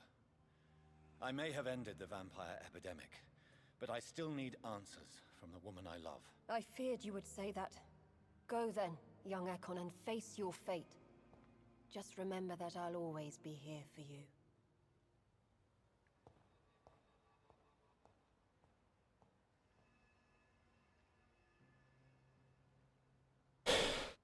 London has been cleansed. This catastrophe came about when an ancient malignant will crossed paths with mortal imprudence. For now, we are safe. For now. My craving for blood remains. Red like hate, red like hunger. Red as life and death, passing from one immortal to another. From predator to victim. Patiently biding its time to rise again. London has been cleansed for now, but there's a simmering hatred, fear, and old grudges. When will we succumb, mortals and immortals alike? The next disaster is only a matter of time. My only hope now is to catch the woman I love, to understand why she fled, and unmask the secret that has been lurking in her blood for so long.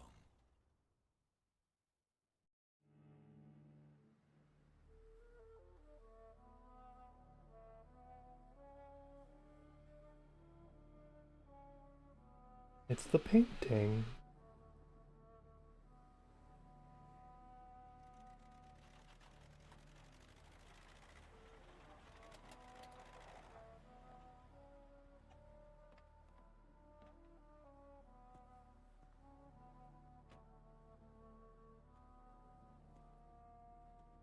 Well, this is it. Lady Ashbury's domain. Why am I not surprised it's not on any maps? I'd better hurry.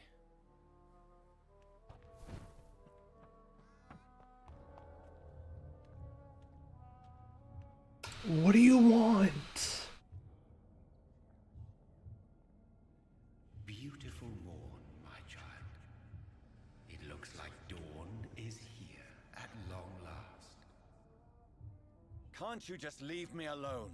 Yeah, seriously. Your precious queen has been sent back to the bottomless pit from whence she came. The nightmare is almost over. I am here to say goodbye. The sun's warmth exhausts me. Soon I will rejoin my queen in her endless sleep. It is over. You did well.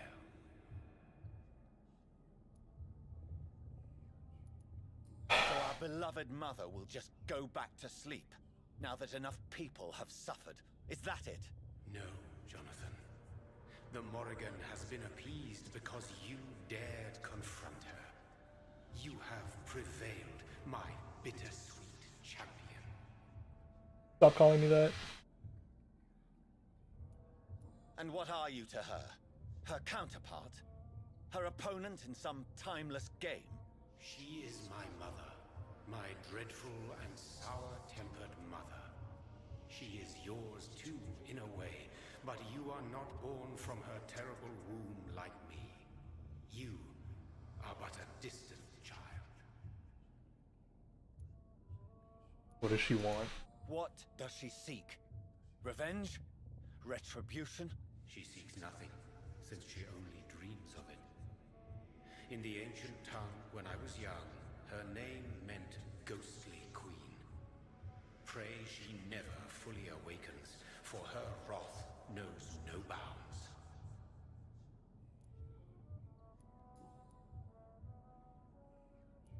What about the disaster? Why did Harriet Jones become a disaster? You are the doctor.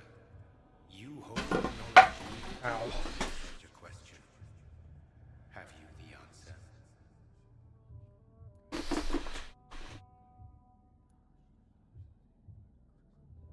Are all Icors female? I noticed that all the Icors were female, as if a male couldn't endure the metamorphosis. Harriet was also a bitter and resentful woman, as was her daughter. If the Morrigan prefers despoiled women to become the vessels of her wrath, we should be thankful that but one disaster hath been cast upon this rolling world. Oh, is that why they don't like women in the Ascalon Club? Icors seem to carry various diseases. They did not merely turn people into skulls. Their presence alone spreads death. Who knows whether the Red Queen awakens when cursed mortals endure such epidemics, or if the contagions emerge like a curse as she awakes.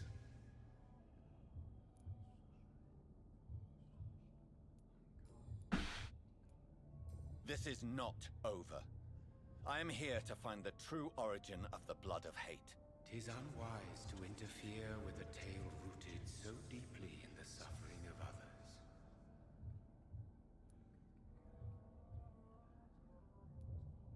What will happen to Ascalon? Will you let them run the country from the shadows? I don't interfere with petty political intrigues. Ascalon was built upon the lie of a lineage. Such a deceit cannot last forever. But Lord Redgrave definitely possessed Marshall's blood. Untainted blood from the greatest vampire knight. Really? I wonder how he managed to acquire it.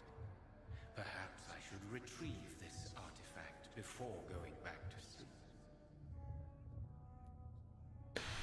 What about the Guard of Priwen? What will become of the vampire hunters? In their leader, you now have a spy behind enemy lines. By guiding your progeny, you may yet protect your immortal friends for some time to come. If you dare. What of the Brotherhood? What will become of the Brotherhood? I foresee trouble for them now that your progeny considers becoming the new primate. Edgar? Are you serious? In a manner, you opened the way for him by slaying Usher Talltree. Clever, if you had planned it. But Oh.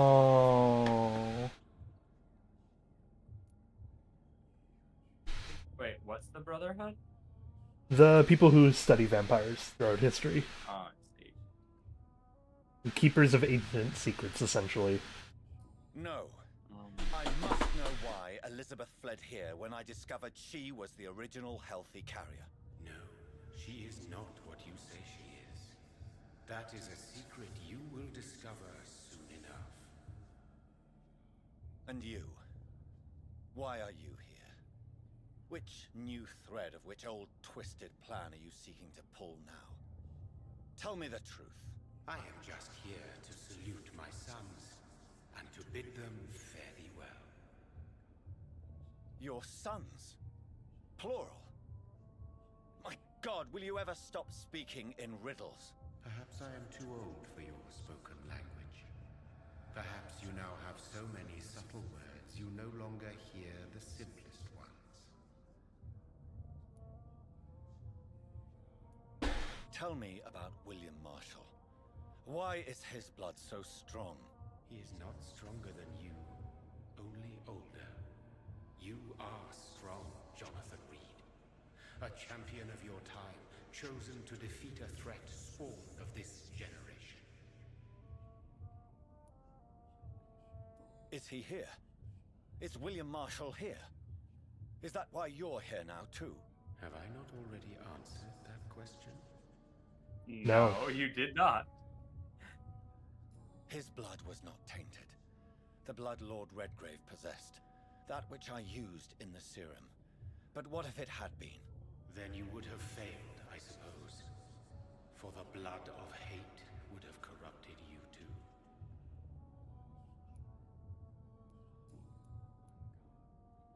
When he fought me, Geoffrey McCullum used a serum made of King Arthur's blood. Since then, I have discovered that it was vampire blood. Whose blood was it? You just said it. It was the blood of a king.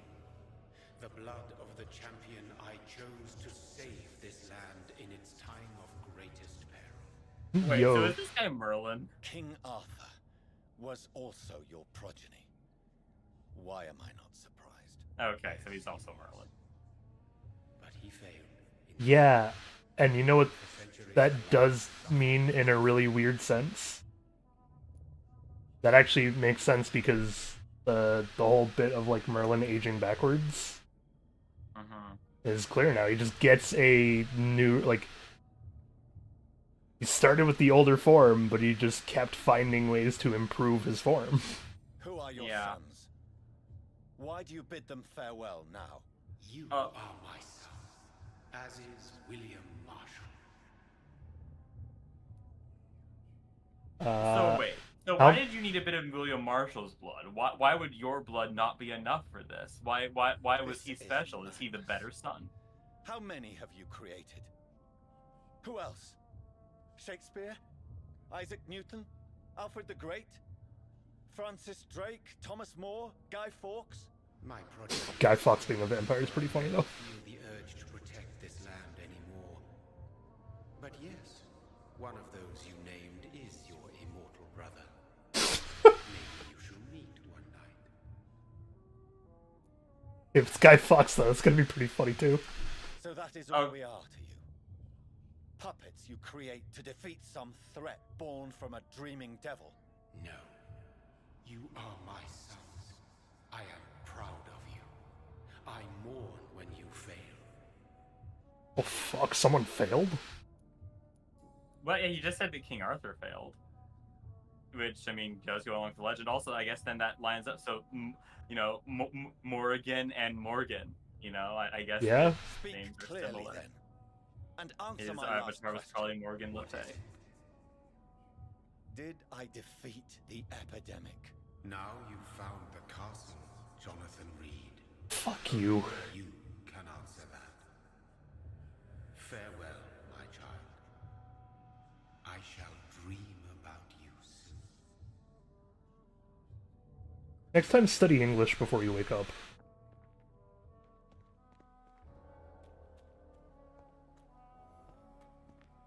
It's locked, all right. The castle walls look decrepit.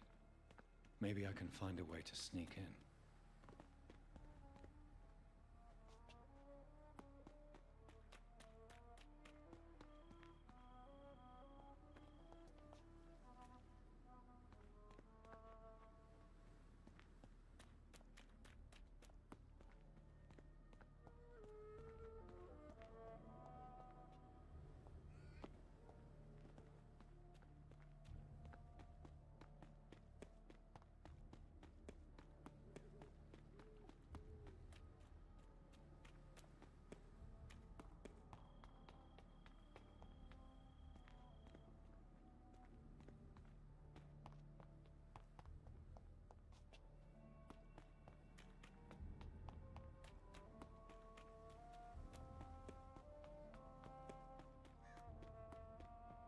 There's a gravestone back there I'm gonna read.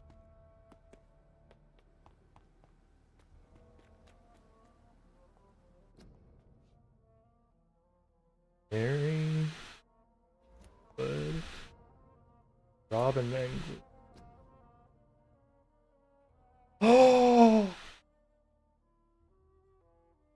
Oh, there's your ear.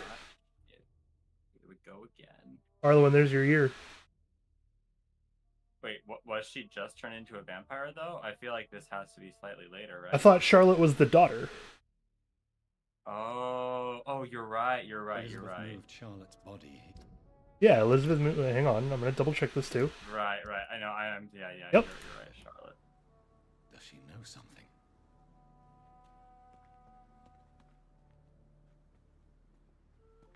Yeah, so 1918. That's when this takes place. Okay.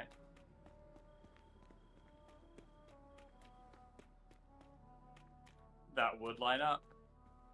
Oh. I cannot enter. The lady of the manor isn't expecting visitors. Wait, who? It wasn't my voice, was it? What? It's I locked, think it all right. was.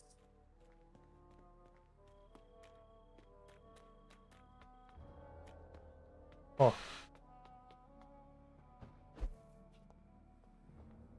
Maybe it's just my imagination, but I think I smell Elizabeth's perfume. She must be here somewhere. Dear Lady Ashbury, thank you for your recent letter. All the good news it contained. I cannot wait to finally meet you when you arrive in London. The garden is beautiful under the summer sky. Although I notice your wish to avoid heat and direct sunlight because of your frail health, you're welcome any to discuss this wonderful idea of yours, the foundation of an orphanage for young ladies, hired by the French Maison Royale de Saint Louis. Sadly, closed when French people chose. God, I can't even read these. Their king's head off. Such a place, destined to prove a good education given by poor orphan, surely excite my friends here in the city. You can count on me and influence to help make your project a huge success. Yours sincerely, Countess Alexandra Somerset. It's locked.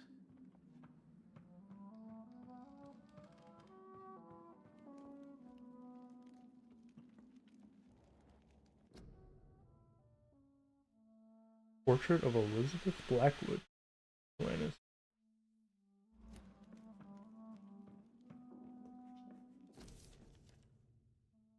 Dear Mr. McAllister, as the new legal owner of the Ashbury estate, I intend to quickly engage in the overdue maintenance of repairs on the walls. Castle, among a few architects I invited, sent forth proposals. Most impressed by your respectful approach concerning renovations on historic buildings and preservation, I'd be glad to meet you at your convenience. My only request would be to speak to you directly and not your assistant. Any evening of next month would be agreeable.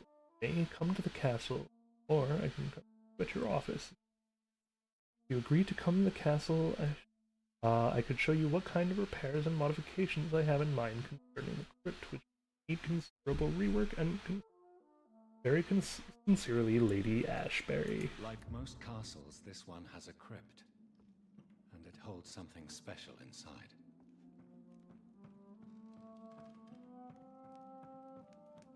This castle is falling apart.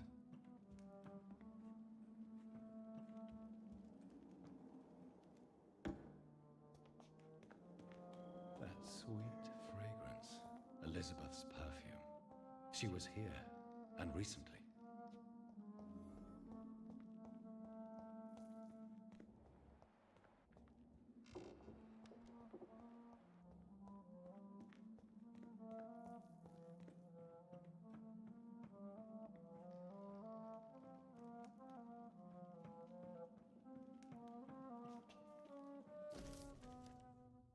Dear Lady Ashbury, I thank you for your previous letter and our discussions about vampire folklore. It's now obvious we share an opinion concerning a scientific and modern approach towards the need for blood and the cure of addiction. I must confess I admire your charitable attitude when I met you at Dumborough Sanatorium.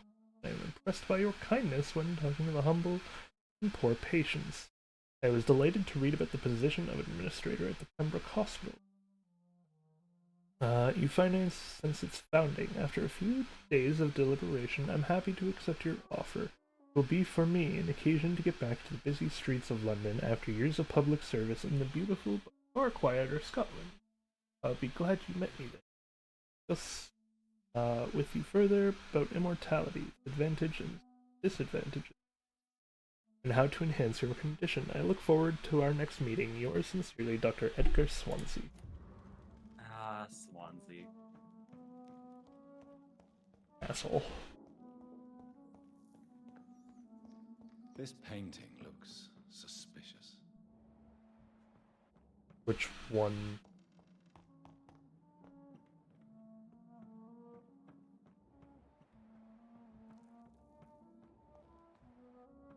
No idea which painting he was talking about.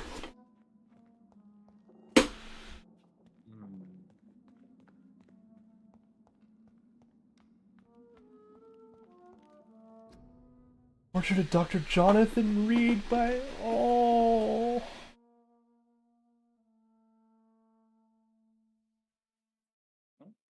I took a screenshot. What did Elizabeth discard here?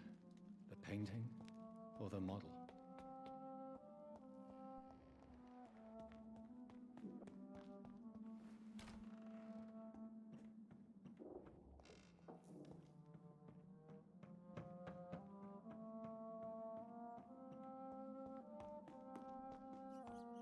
Oh.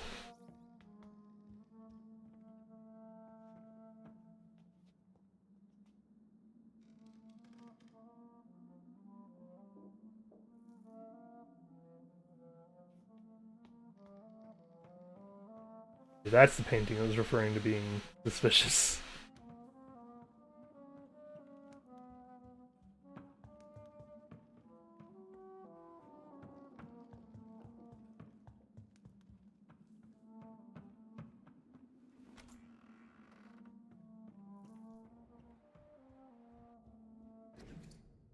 Dear Mrs. Ashbury, when we last communicated, you asked for the conveyance of a large coffin from the Temple Church, London, to the crypt of the Ashbury Castle in Scotland. I am happy to report your request has finally been validated. My drivers have been informed that for security reasons, guard must always protect the coffin. We have hired these individuals who will be waiting for us in London. I also have been informed that under no circumstance should the carriage try to pass by a river by boat, but always by road and bridges. Precious wood and relics inside of the coffin cannot be exposed to humidity and moisture. You'll find a detailed quote for the entire operation attached to this. Ready to go to London as soon as payment is received in full. Very respectfully, Samuel Lewis, Independent Contractor.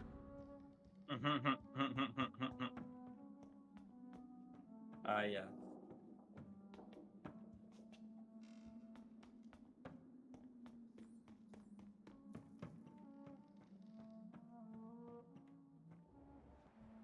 Oh. A sword and a moon are the symbols I should look for. Whoops, thanks for putting me up here. Sword and a moon.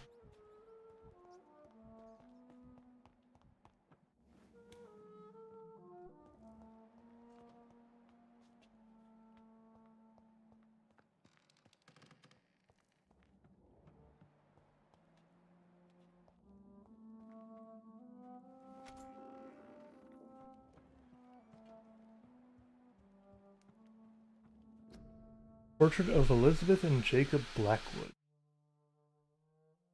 Ellie's 1788. Doesn't say who it's by.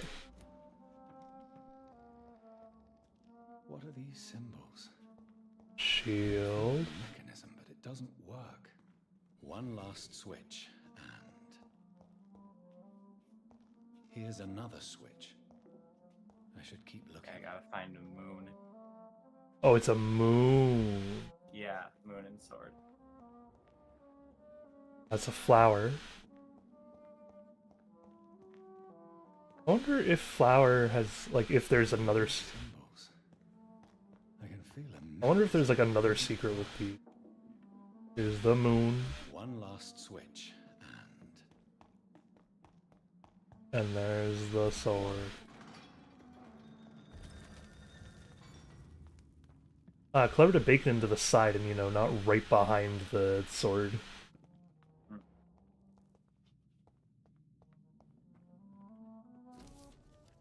Ancient Tome. Oh boy, well, we're gonna read this whole thing, so. 1217. An angel came to me, blessed to be God. Michael appeared to me last night in all his glory, shaped in glorious blood. Grant to me eternal life at the dusk of my life. The apparition was so sublime and terrible that I could not help but lower my head and close my eyes. Struck by the divine gift, fell to the ground, only to awake the next night. You will serve me as you served your kings, striking me with all his power. You will protect this land through eons to come. For all who knew me, I should now hide and retreat, for consider me dead. Soon I will leave the company of men to serve my new purpose. Blessed be to God. 1350. Michael appeared to me last night in my retreat under Temple Church and asked me to prepare for battle. The land must be saved. Death is everywhere. The Black Death, an epidemic sent by the devil himself to punish mortals all over the world. My arm is strong. In the name of God I shall of men. Wind shall prevail. 1569. It's almost 20 years since my fight started against the devil. What? Almost 20? No, it's been 220, my dude, unless one of the states is wrong. 1569, 1350, 1217. 1350 said start their fight, and in 1569 he says it's been 20 years, but no, it's been 200. It's in almost 20 years, but no, it's been almost 220 years. It's been almost 20 years since my fight against the devil, and the end is uncertain from the time the plague, the Black Death, reappears in a village, town, and each time the vicious manners of hell approach. Yet under the share of mortal suffering, vampires, dreadful creatures, I won't let this land collapse. Till my last breath, I will serve and protect England. 1578. Tonight, in the small village of Hobbs, I met the most delicate soul I've seen for a long time. She was singing for the dead, singing for those she knew and loved, those killed by a new plague outbreak. The fear of her own life. Her voice moved me, so I chose to let her live. I offered her eternal life as a reward for her virtue and most pious attitude. Her name is Elizabeth Englewood. Not alone anymore. Together we shall praise God in all of his for the eons to come. 1618. My heart is breaking, my soul is bleeding. Tonight, my dear Elizabeth left me. I have taught her all I knew. Also, yeah, this is... Oh, so she isn't Lady Ashbury. She took the name after buying this castle, which I think is like the Ashbury estate. Yeah, I would have to assume so. Yeah. Now she must... taught her all I knew, all she needs to know. Now she must walk her own path through the ages. This is her wish, and I respect it. Elizabeth Englewood, my sweet daughter, is gone. For now, she wants to be known as Elizabeth Blackwood. I made her a promise. If she ever comes back to Hodston, she will find me there, managing the bull in her parents' owned before dying. William Marshall shall disappear for a few times, too, now that Black Death is no more. Till we meet again, I shall be known as William Thorne, waiting for my angel to come back. 1665. The devil is at work again. The Great Plague is back, reaping thousands of lives in London. I must sell the bull and go there once more. William Marshall shall protect the land. 1666. What have I done? I let the devil infect me. God forgive. The terrifying creature I had to defeat was a demon straight from hell, an abomination of the flesh, a walking apocalypse. I had to trap the dreadful creature in St. Paul's Church and set the building on fire. Without the advice of Michael, I don't know if I could have defeated my enemy. The flames cleansed the city of the demon's presence. But half of London burnt down. Ever since, I have dreamt of a red flood, of slaughter and rage. Like the disaster had tainted my blood, my very soul. For the first time in centuries, I am afraid I shall call back to my retreat. Pray for God, and pray to God for mercy for my infected soul. 1667. Elizabeth came back to me. She said my pain. She said she felt my pain and rushed to save me. Poor daughter, blinded by rage, intoxicated by the blood of hate, bit her. She fled, shocked by my betrayal. I laughed and cried as she cursed me. God, have I betrayed you? Have you abandoned me? That's not husband, Lorenzo. 1712. Oh, unless you're saying me, like me. Okay, wait, no, yep. Sorry. Mine figured into that. 1712. Ship us all you want, it's not gonna happen. My prayers have been heard. I have found strength to the strength to resist the need for blood, the never-ending. My poor Elizabeth, will you ever forgive me? I heard you now kill and take pleasure in bloodbath with this new progeny. You're a victim in all this. What have I done? Swear I will find a way to make amends for what I have done. Swear I shall only rest once I know how to appease the blood of hate. 1785. Oh my lord. It was a long one. The Brotherhood of St. Paul Stole finally agreed to meet me in London. They proposed to meet inside a new cathedral. I like the wit and solemnity of these men. What a symbol. Choose a place where I defeated this disaster, but also the place where I fell. I agreed to their proposition. There, in the sacred silence of the church and under the eye of God, they disrespectfully listened. They acknowledged my victory against the evil creature, the Dusastro, the Eater of Stars, who only wished to spread death and pestilence all around her. Since they acknowledged my will to save London in 1666, they promised to hear my request. My burning desire to stop the blood of hate. Their primate promised to come back to me with the answer. The primate of St. Paul wrote back to me with just a name, Fear of Angels. According to him, this ancient artifact could heal anything, cleanse any black end soul, and purify my blood. Blessed be the Lord. It took me more than 100 years to find a cure for the blood of hate, but I finally found it. Soon the rage shall end. Soon I may repair the wrong I did and cleanse my failures. Now all I need to do is to retrieve the necessary ingredients to create the artifact. Blood of the purest heart mixed with the blood of a king. To find such rare ingredient, it is not what worries me, for time is on my side. It is the last part that worries me. Pure essence of garlic. I am afraid it will literally hurt like hell when I drink the antidote. But if that's the price to pay to cleanse my soul and correct my mistakes, I am ready to endure excruciating pain. So, he drank the thing that we just drank, which is the cure to all disease. To the soul, I guess. Or the cure to hate. However you want to word it. 1786. I finally managed to gather the ingredients needed to concoct the tear of angels. Blood of the purest heart for the fortitude, blood of the king for courage, and garlic essence for the painful cleansing. After months of impatience, almost made me mad by the hunger, I waited again and again, till finally Elizabeth cautiously came to me.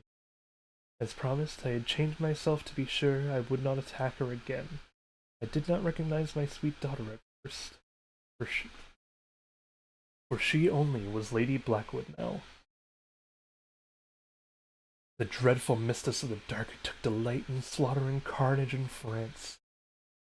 She smirked as I apologized and cried for what I had infected to her.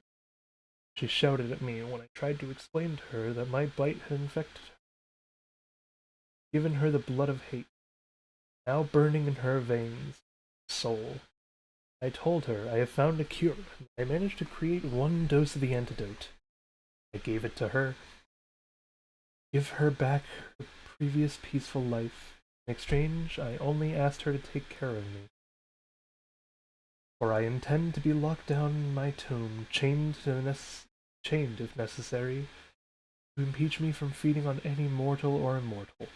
She reluctantly took the Tear of Angels and left. I hope to see her again soon, cured and at peace. 1794. She came back to me finally, cured, healthy, joyful.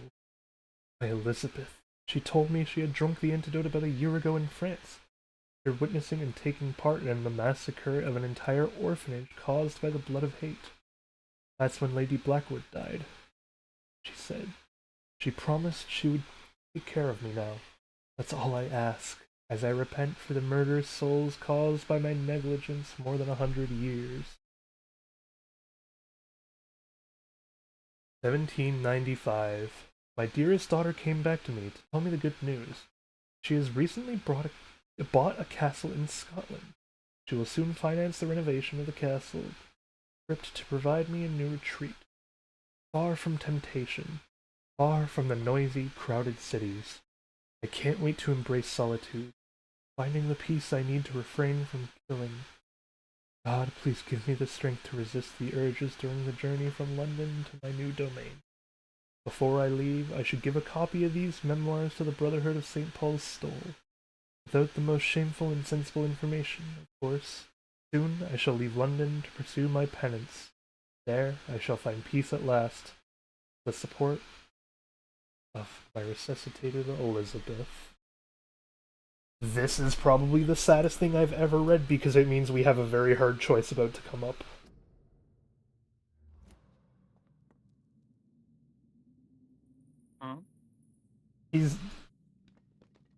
He is the cause of all this. Shortly before he left, shortly before the epidemic. And he acknowledges that the blood of hate is spawned via him.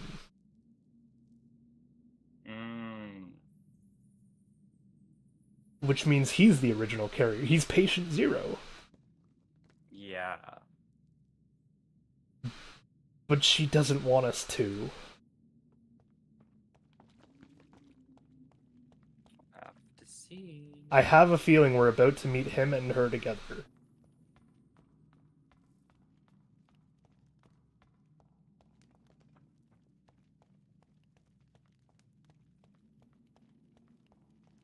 Drop your sword, Father.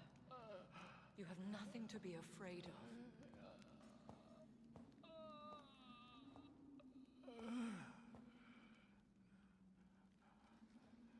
Shall we abandon this then? Shall we lower our heads? No. Never. You taught me that. So this is King Arthur, huh? Old but young. No. Well, no, not King Arthur, but... Shall I drink it? William Marshall. Yeah. Smite it? No, Father. He is a friend. Please, rest. I'll take care of it. He's the cause of King Arthur failing, though, that's for sure. Well, no, it seems like King... No. He came after King Arthur. These veins. I know, Father. Did he? Definitely after King Arthur. No. Jonathan? That journal starts in the year 1300. King Arthur is, I think, more ancient than that. Is this really him? Yes. This is William Marshall, 1st Earl of Pembroke, servant of 5 mortal kings, former regent and saviour of England. The greatest knight who ever lived, according to some. And you called him father? For he we read the journal, Jonathan. and much more. I have so many questions, Elizabeth. You always had questions, Dr. Reed. And I always will. Now that I stand before you both, in this vault, I know not where to begin. We still have a few minutes left.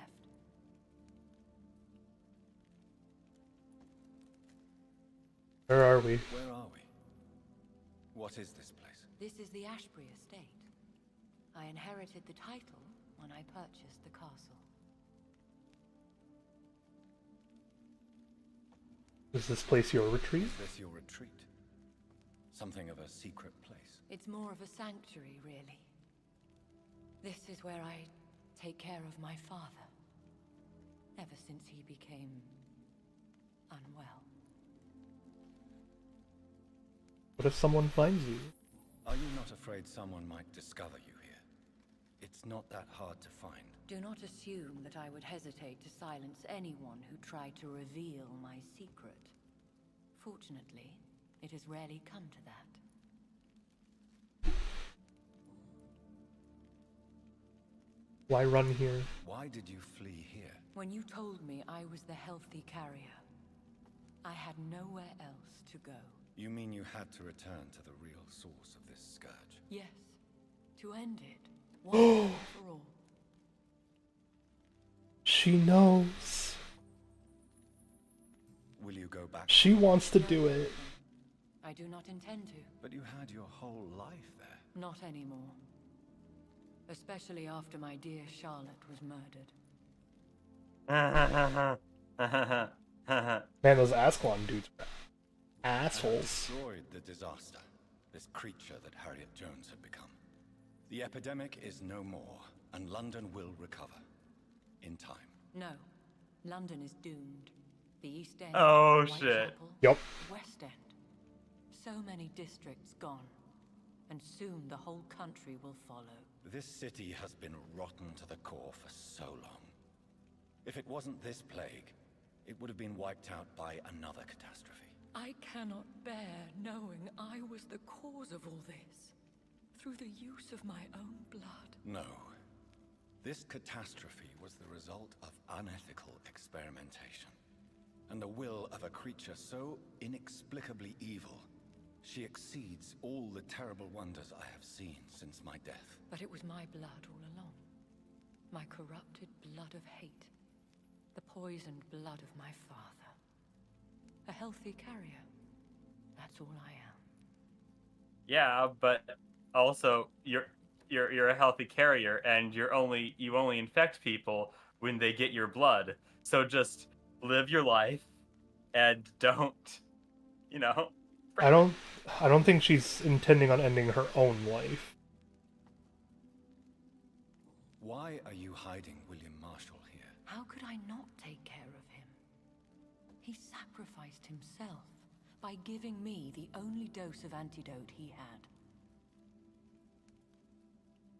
We could make another one. We have the recipe. We do have the recipe now. I visit him as often as possible. I paint the land. Although it gives me a theory in a moment that I'll come to after we finish talking. With my blood. You feed him. You barely sustain yourself on the weak blood of the dying, yet you give him your blood? After he saved me from the blood rage, I swore I would never kill to feed. He said the same. He gave you the antidote? Yes. And in doing so, he knew he'd have to be confined here. And yet he volunteered. That's how great a man William Marshall was. And still is. Is he dangerous? What do you think? He is a thirsty Ekon, who has not fed in centuries. An elder vampire, driven by an urge to kill and spread the blood of hate. Can he communicate? Yes.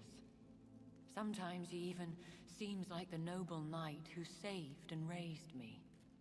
But the malice never fully leaves his eyes. No redemption, then?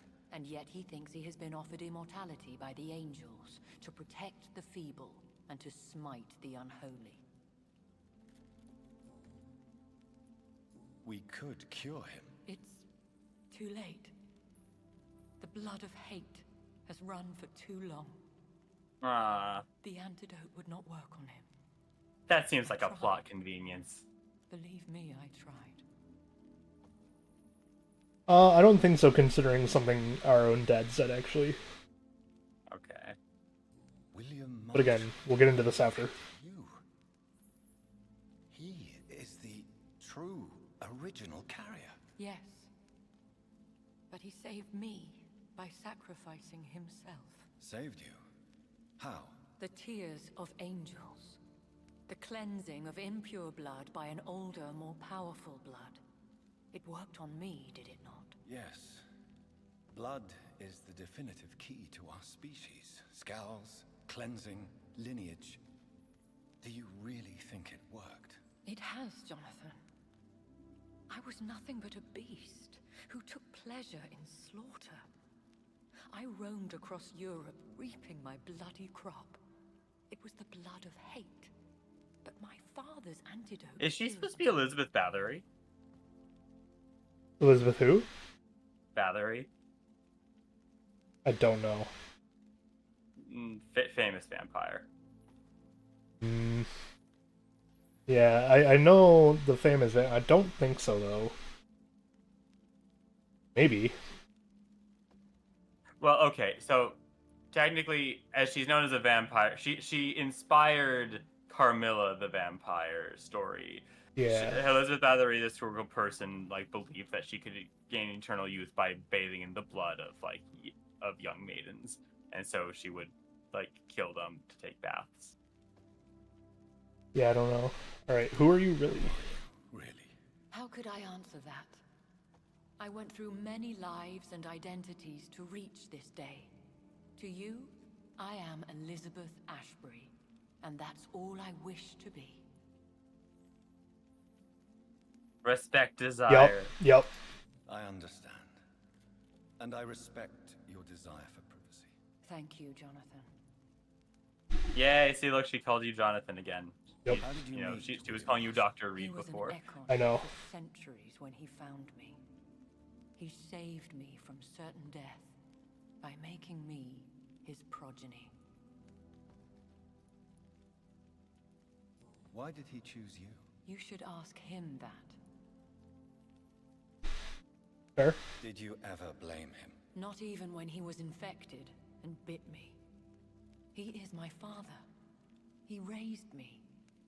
He taught me how to behave.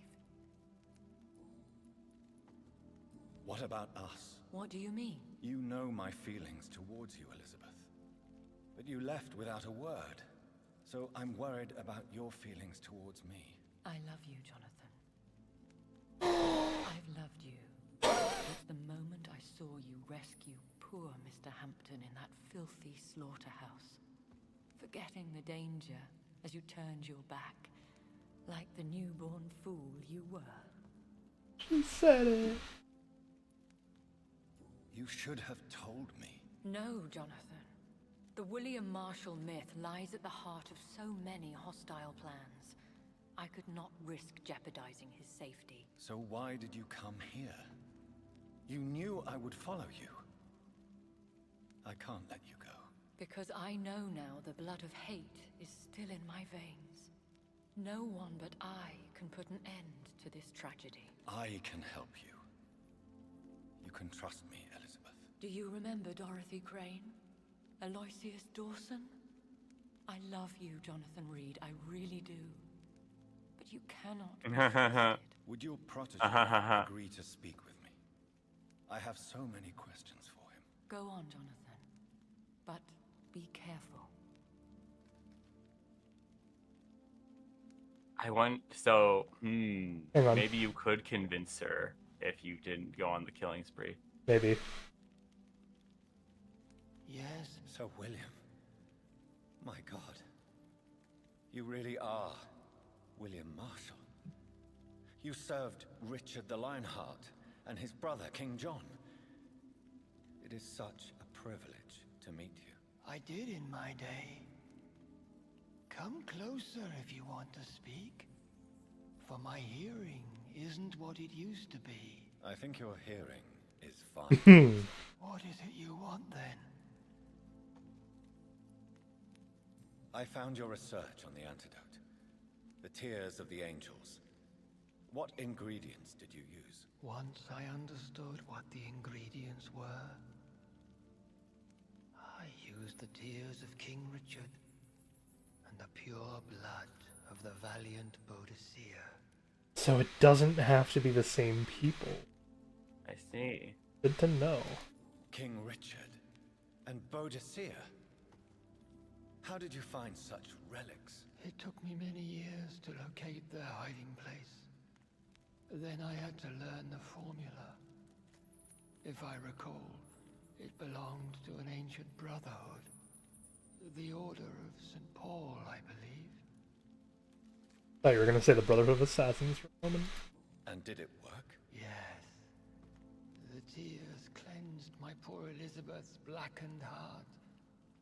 It was such a blessing to see her smile again.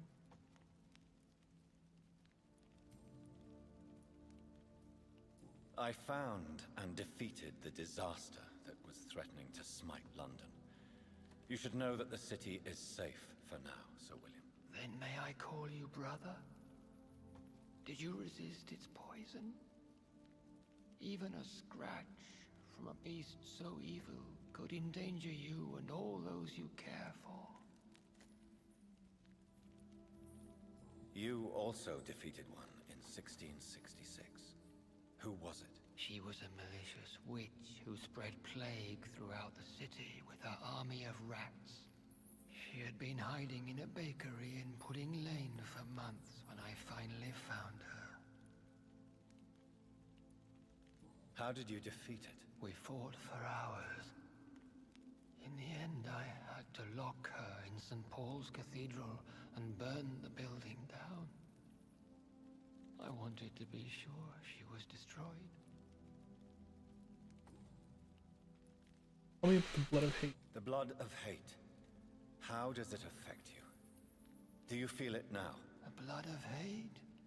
Yes. Nothing more than a sneeze, really.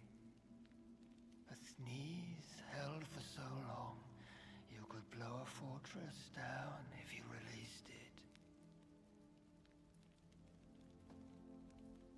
I would like to ask you about vampires. Vampires? What about them? Considering your experience, please tell me what you know. They are terrible creatures. I have seen and fought many in my time. Foul temptresses with sharp claws and shrieking beaks. I have never seen such a creature. What are you talking about? Of course you've never seen a creature like them. Vampires are deadly, swift and implacable.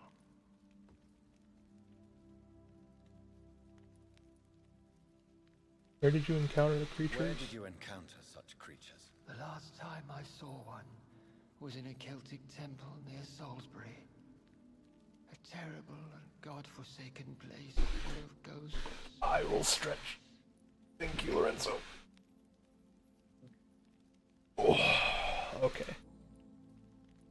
Can we speak about the Morrigan? Can we speak about the Morrigan? The Red Queen. What of her?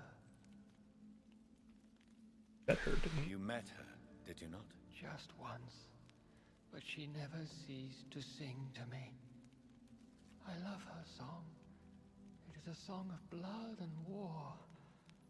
I only wish she would sometimes let me rest. You know who she is? Do you know who she is? I don't want to discuss this in front of my sweet Elizabeth. Why? For a time, she too could hear the Red Song. The steps she danced to its melody brought pain upon the world.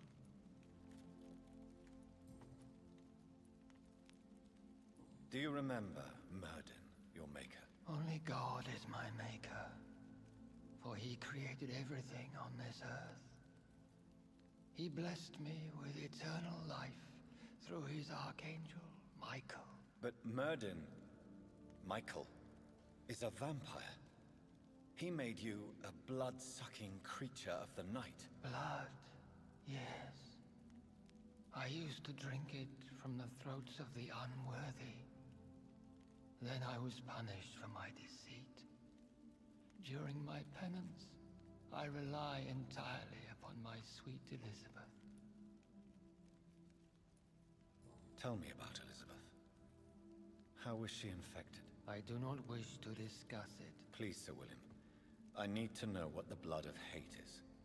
How is it transmitted? After defeating the disaster in St. Paul's Cathedral, I returned to my retreat, infected.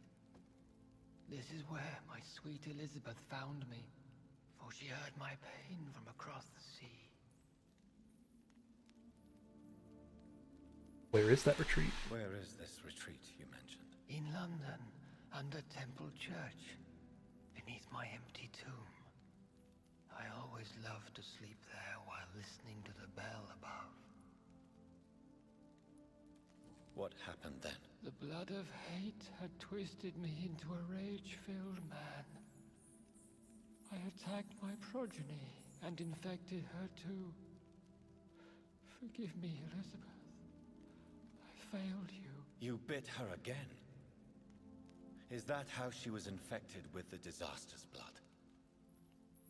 I think I understand now. Elizabeth fled, and I fell to my knees, begging for forgiveness. I swore I would find a way to make things right.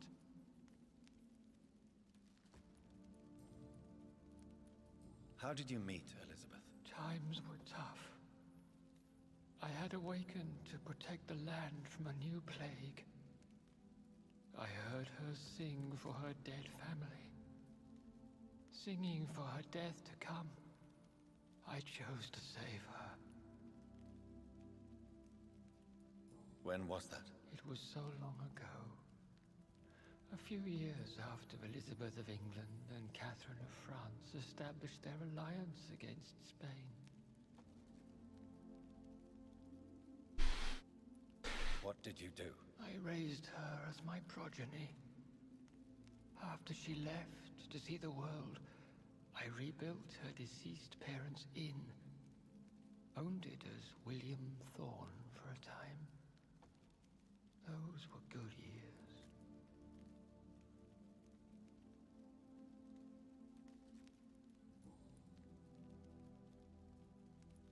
Did you really sacrifice yourself to save her? That was the only righteous path. The blood of hate made me betray her. I am at peace here. I can think about what I've done and how I failed. Do you not want to be cured? No. This hunger is mine. I would feel empty without it. It has been part of me for so long. All I want is quiet. Silence. You agreed to be confined here, then? Yes. Once I was sure she was cured, I asked to be locked down here. I deserve it. The world needs it. We could set you free. Let you out. Isn't that what you want? I pray for the day I'll see the sky again. I have all but forgotten its colors. I could walk and do so many things beneath the stars. But I doubt it will be wise to release me. Then will you stay here and repent? Elizabeth told me it will not be long now. I cannot wait to feel the sweet caress of her hand on my cheek after so long as she releases me.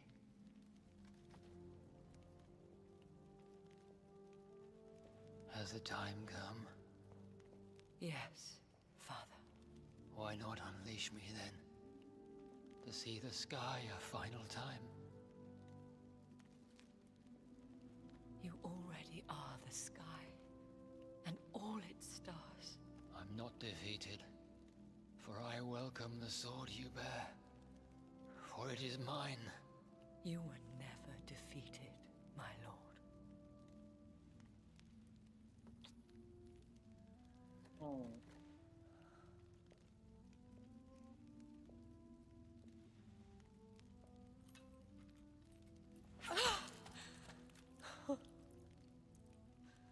Farewell, father.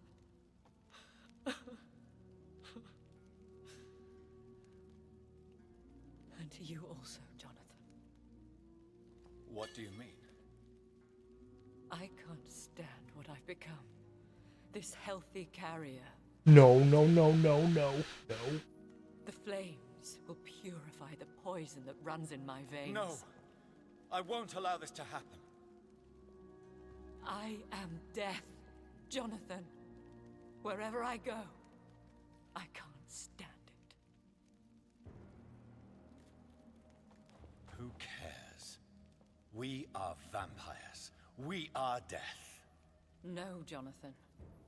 I won't bring another disaster into this world. I can't lose you, Elizabeth.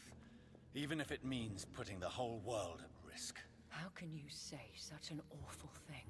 Where is the Jonathan I once saved from a scowl in this abandoned factory? I'm not that frightened man anymore. I've learned so much. Done so much. I see. So there is nothing worth living for in this world anymore. Farewell, my love. Farewell. Yeah, I think this is what you get for choosing the evil path. Probably would have ended differently otherwise.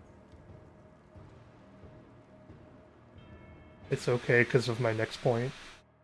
I was going to talk about the end credits. I know Sheepy did too, Lorenzo.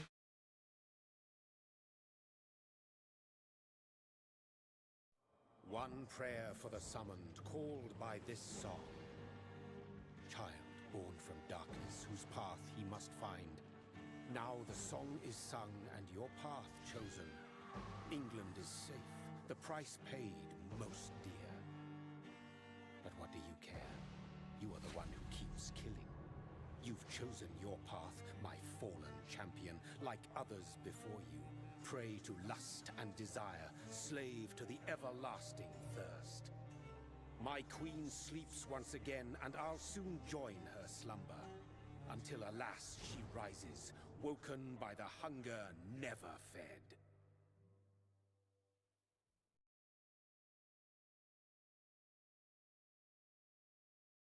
I think I now know a perfect sequel to this game. And we can't play as Jonathan Reed. Yeah, I know it's bad ending unlocked. So, there's an inherent problem with the ending there, by the way, Arlowen. That makes it so that no matter what we do, we could very well be the villain of the sequel. Because he mentioned that we were made of the blood of William Marshall. Right? Yeah. And we drank the tear. The angel's tear. That essentially cured us of the blood of hate. Yeah, but the problem is that so did she, and it didn't cure her fully. No, so we have become a new healthy carrier. Well, that's exactly what I'm saying. Yeah. So if they want to make a sequel to this game, they have their healthy carrier. You know, I feel like they glossed over that. What, the fact that we're a healthy carrier? Yeah, the fact that like. Oh, I'm sure. Like, oh. I'm sure it comes up in like the good ending or something.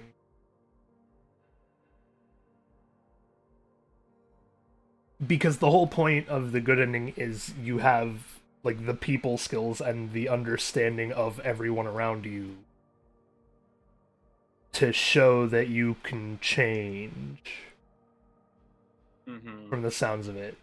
So it sounds like that might actually be the biggest argument is I saved all of London, didn't feed off of a single soul, and I too am a healthy carrier.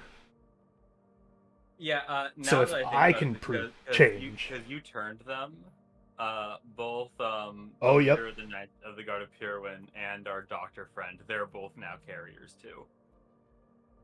Well, yes. Oh wait, no, right, no, because you turned them before you right, you turned them before you fought the Red Queen.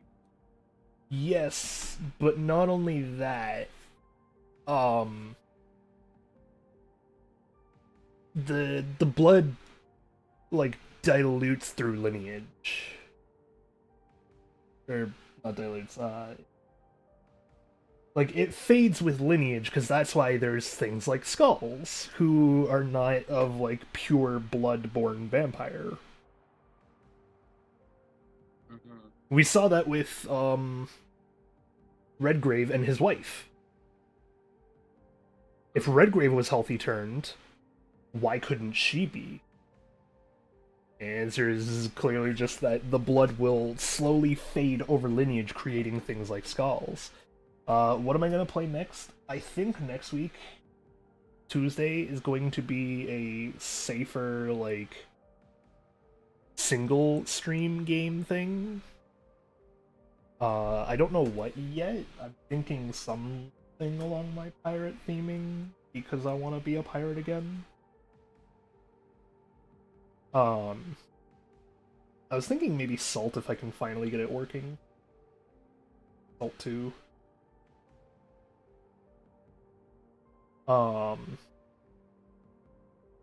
That or maybe just like a play session of Skull and Bones. End off the season. If you're questioning what the next story game is going to be, it's going to happen after we hit the 100 sub YouTube count, and we are going to be doing the whole 2.0 thing on a Tuesday in which we use the new model, and we'll be doing probably Black Flag. Very good pirate game. Not a great Assassin's Creed game. It sucks at being. But it's got an amazing story, and it's got like a really good pirate like venture to it.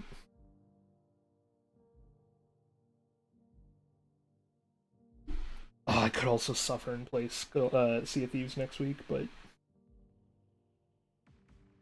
not great with Sea of Thieves. I don't like it. Either way, we had our Vampire Venturer. I think until Bloodlines 2 comes out, and I get the chance to play it, then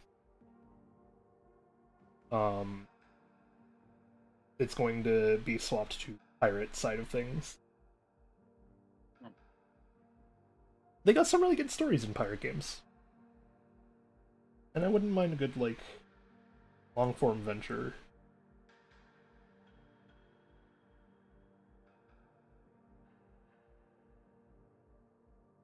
But we'll see what next week is.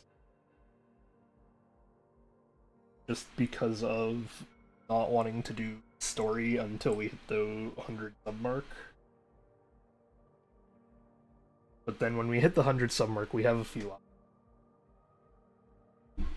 those being Black Flag, Buccaneers, a full Salt 2 like playthrough if I can get it working, or Greedfall even.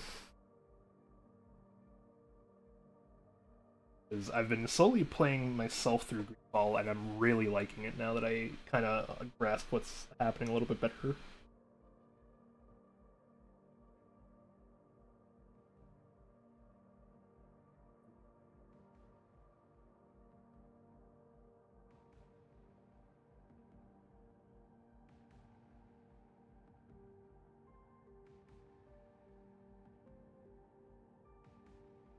But yeah, so no matter what, we are the newest healthy carrier. Mm-hmm.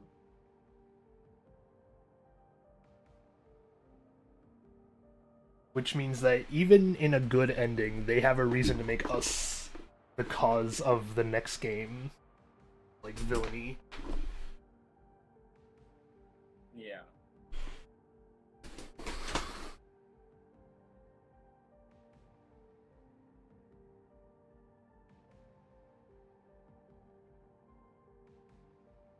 Also, I think a small saga, like a 3-game saga for this game would be awesome if it just ends in you finally actually facing the Awoken Queen. But now you said that they made another game in the quote-unquote series without it being connected at all, though, right? No, they made another game, not in the same series. Oh, okay. I see. They made a game called Banishers: Ghost of New Eden. That is same people.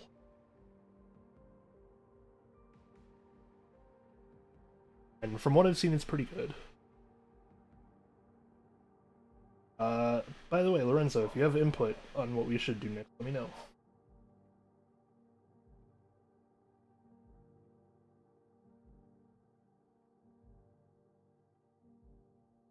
Although I might start doing Monkey Island soon. That'd be a good one. Of course, have you ever played any tactical RPGs? Final Fantasy Tactics, the original, that's it. Wondering if you would like Fire Emblem. Probably not. Oh. I didn't play through all of Final Fantasy Tactics, it was one of those games where I had it as a kid. Fair. Just thing is, I recently started another playthrough of Three Houses, because there's multiple routes, and I'm finally getting to another route. It took me a while because you have to play a lot of the same things when you do other routes. Other people I know are able to just play through all the routes right away and were okay with the repeating. I just was not able to at first when it came out 5 years ago. And it's a lot like Persona. In any other Fire Emblem, I'm just you might or might not like it. But with Three Houses, it's gameplay is pretty fun, but also it's just a lot of it is like Persona. Alright. Going to slowly make our way through this and read each of these, and if it gets too late from intervals and interjections, then I will end up recording the rest of them later. But we said we'd go through with it, and I think what I'm going to do is read through each of them and end on the pillar.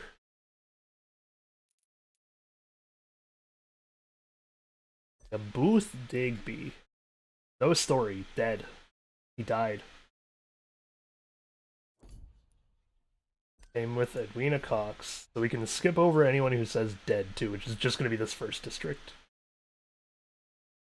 Dyson Delaney. Dyson Delaney, 34 years old, male. Former activist who tried to bomb a building to promote his anarchist political agenda. Originally a pacifist, he planned his attack in order to avoid any victims, but he ended up killing a couple of strangers. He hid his remorse and guilt in the drink and became one of the many wanderers that populated the docks, going so far as to drown his memories in alcohol. He forgot where and when the accident took place, sometimes was even convinced nothing had happened at all. In his few waking moments, he condemned the violence of his former comrade, and wished they would avoid any more bloodshed. He considered suicide several times, never acted on it. He died thinking that I had come to judge him, and that his death was just punishment for his crime.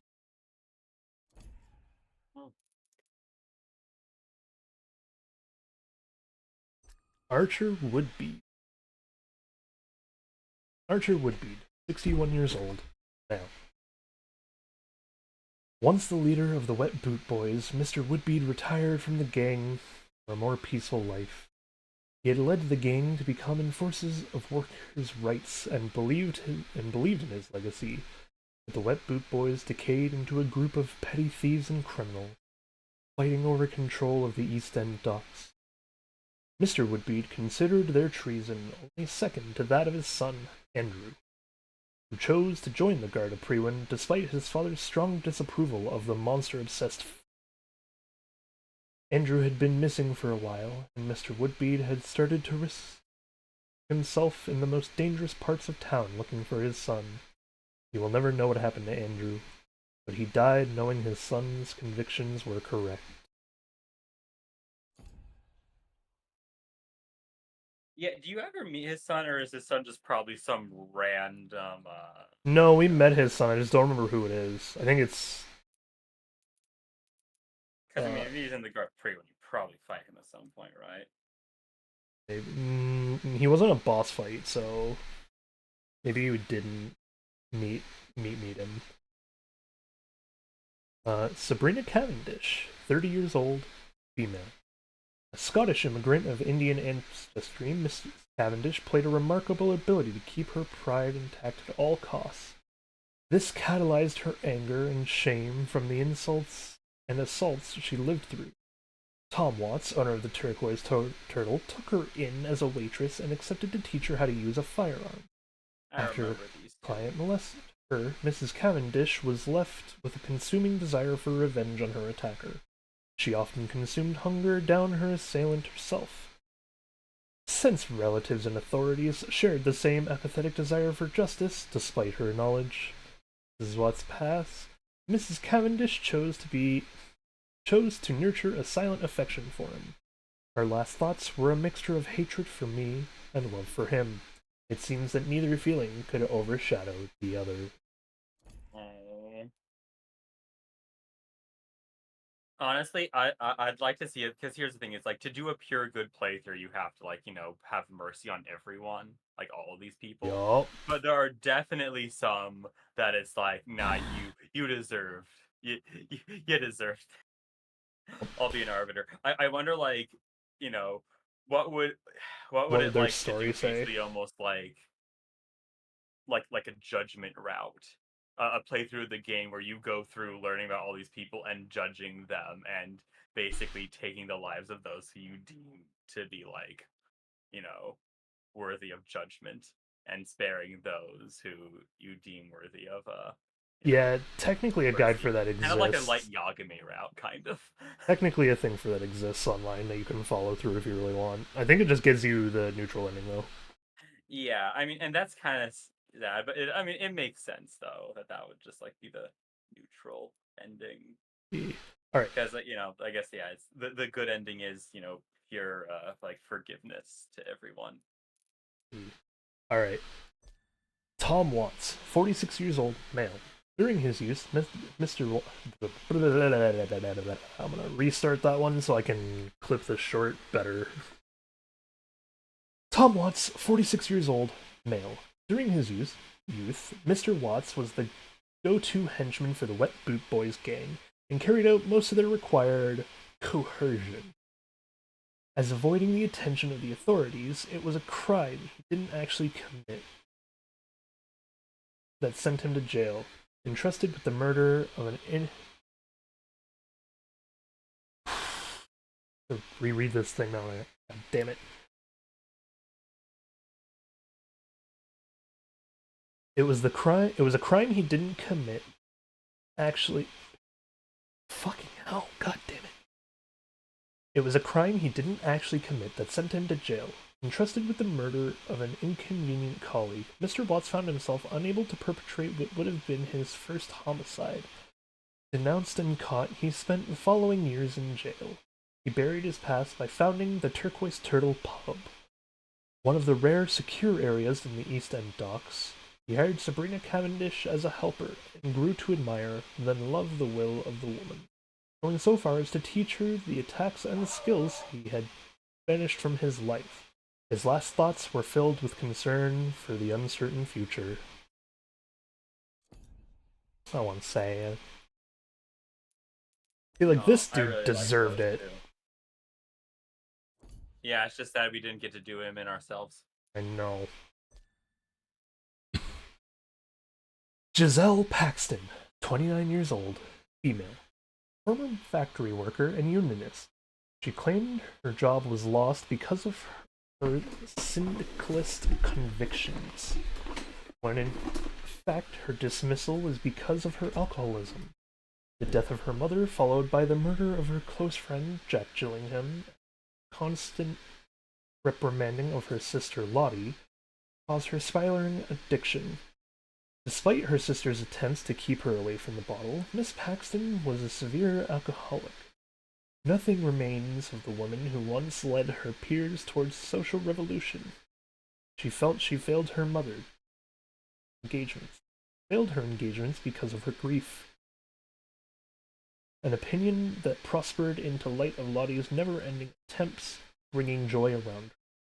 Miss Paxton died crying for her loved ones, but not for herself. Damn.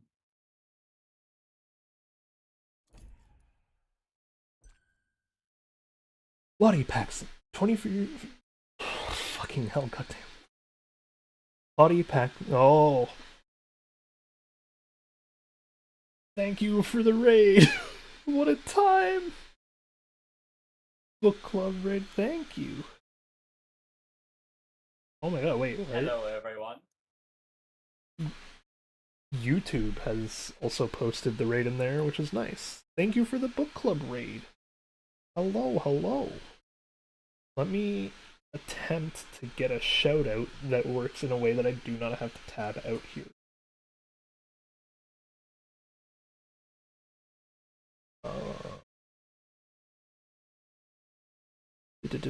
Haven't seen your stream in so long. Oh boy. Old time viewer, huh?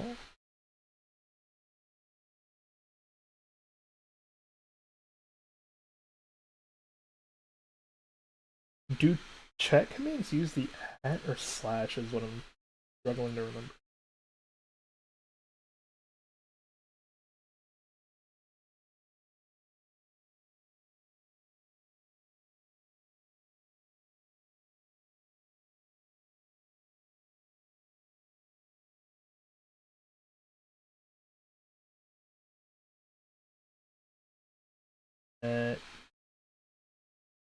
Benjamin.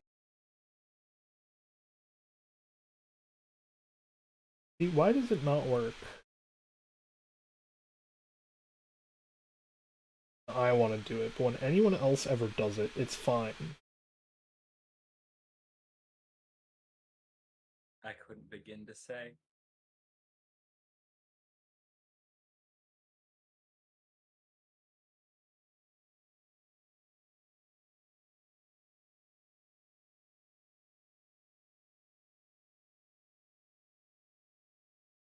I just keep getting unrecognized command. What were you playing?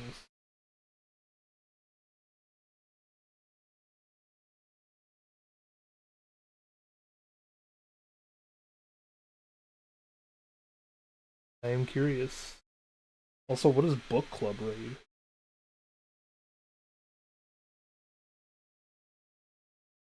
Paper Mario 1000-Year Door with a blindfold on. Interesting.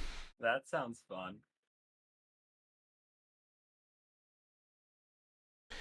It's been so long since I've seen your name that I apologize. I do forget where I know from, but to me it's always safe to assume it's from Pokemon. Specifically, oh, we played Uno with some others.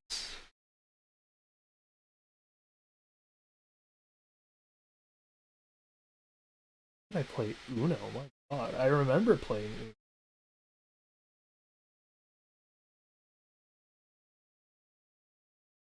That is forever ago, hot damn.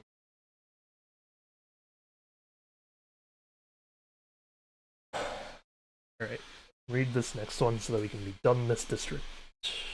Well, soon, I have one more to read after this one. Lottie Paxton, 24 years old, female. Younger sister to the alcoholic Giselle, daughter to the deceased mother, a long gone father. Miss Paxton took it upon herself to ensure substance of what remained of her family and was frequent helper at Sean Hampton's asylum. She exchanged her labor for shelter. Because of her position, the Wet Boot Boys had approached her several times to bootleg asylum goods. She never gave in to their demands, despite the obvious fact that it put Lottie and her sister in danger. Mrs. Paxton resented Giselle for being absent during the last years of her mother's life. It appears that what little negativity Miss Paxton had, she focused on her sister. When she died, all of her thoughts were focused on Giselle, that there were nothing but regret in her mind. Oof. Sounds like I just did her a favor. Sean Patrick Hampton, 38 years old, male. Abandoned in Dublin as a baby. He spent his youth in a Catholic orphanage and at 15 years was molested by one of the priests who raised him. The young man, his body and faith violated, fled to London to start life anew and rebuild his identity. His empathy with lost souls led him to become their benefactor. Revolted by the pain, sickness, and loneliness of the poor, Sean Hampton created a sanctuary, an abandoned warehouse, an asylum for the desperate. It was a place of serenity where men and skulls could pray and cry with the forsaken. The inhabitants of the docks respected him and nicknamed him Sad Saint, crowning his awkward faith as the only ray of hope in this lawless part of the city. Even the gang silently agreed to leave his shelter untouched. His quest for salvation would have known no end. When I killed him, I felt his unconditional love for all those who lived under God, mortal or immortal. Sean Hampton's dedication for the forsaken souls was absolute and real. It was so pure, so compassionate, and so deeply rooted in the man's inner injury that almost frightened me. For I felt his zeal, the seeds of fanaticism, kind of implacable conviction that can create miracles or bring catastrophe to this world. A lot of fuzz in the microphone. The microphone has been acting up as of late. I just haven't been able to figure out the cause or fix.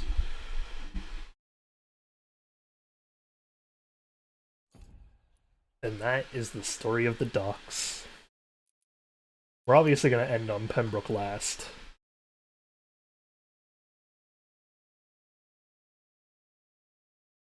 What am I playing? I am playing Vampyr. Except we are mostly just reading the we are reading the stories of all that we had embraced throughout the game, which is almost everyone.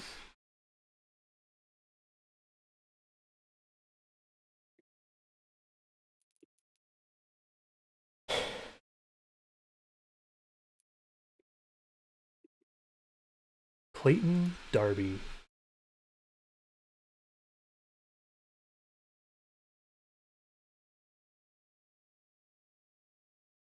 Clayton Darby, 35 years old, male. A journalist who made it his business to reveal the invasive censorship applied to London's newspaper. He interviewed several victims of the Spanish flu and collected testimonies through a varied range of social profiles. He was building a remarkable portrait of London's real face. During his investigation, he came to meet the prostitute, Christina Popa, who presented him who pressed him until they engaged in intercourse, a deed that left Mr. Darby with a missing wallet, undesirable illness, even less desirable infatuation. Despite his scorn for her, his last thoughts were obsessed with Mrs. Popa. It is likely that, should he have survived the epidemic, or my hunger, Mr. Darby would have had the courage to confess his feelings to that lady of the night. I see a message followed by lurk. I am assuming. I mean, it's called Embrace. It's a technical term for eat the throat out of. I mean, to be fair, there's a difference between embracing and killing by proxy.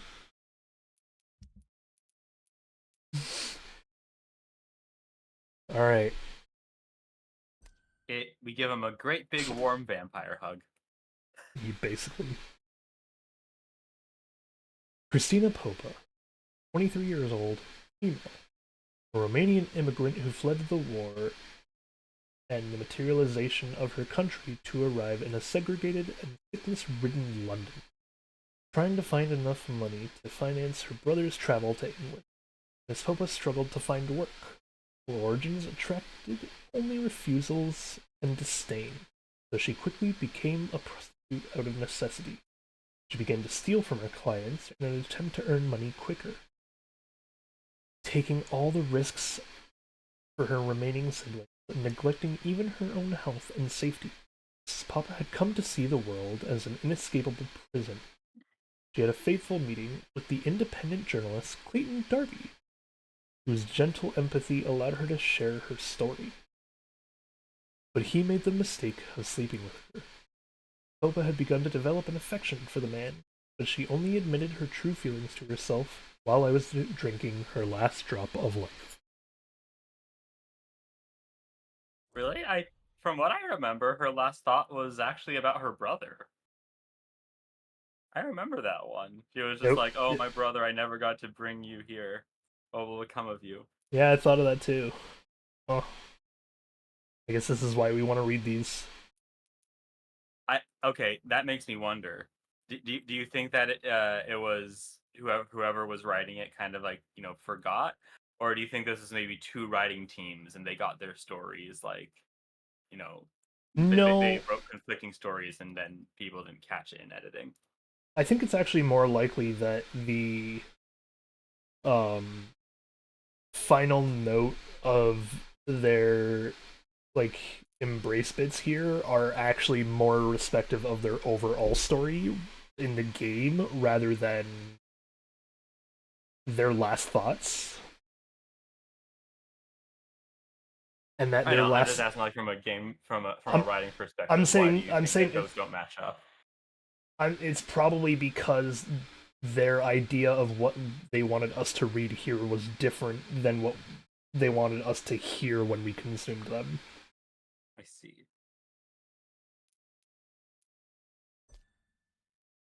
Joe Peterson, 44 years old, male, also known as the Colossus, a veil covered in memories by Mr. Peterson before his arrival in Whitechapel.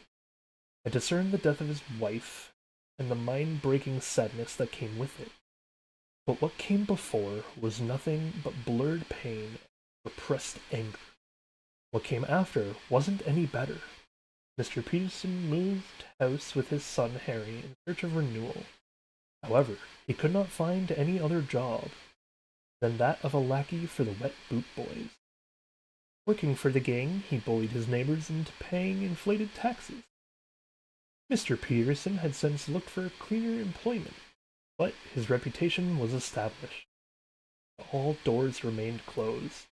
His son resented him for this, and the two men were divided, though they depended on each other. When killed, Mr. Peterson called for his son and implored his forgiveness.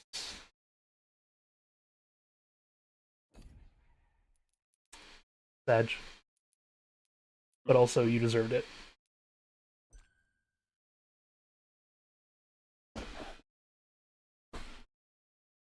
Harry Peterson, 18 years old, male.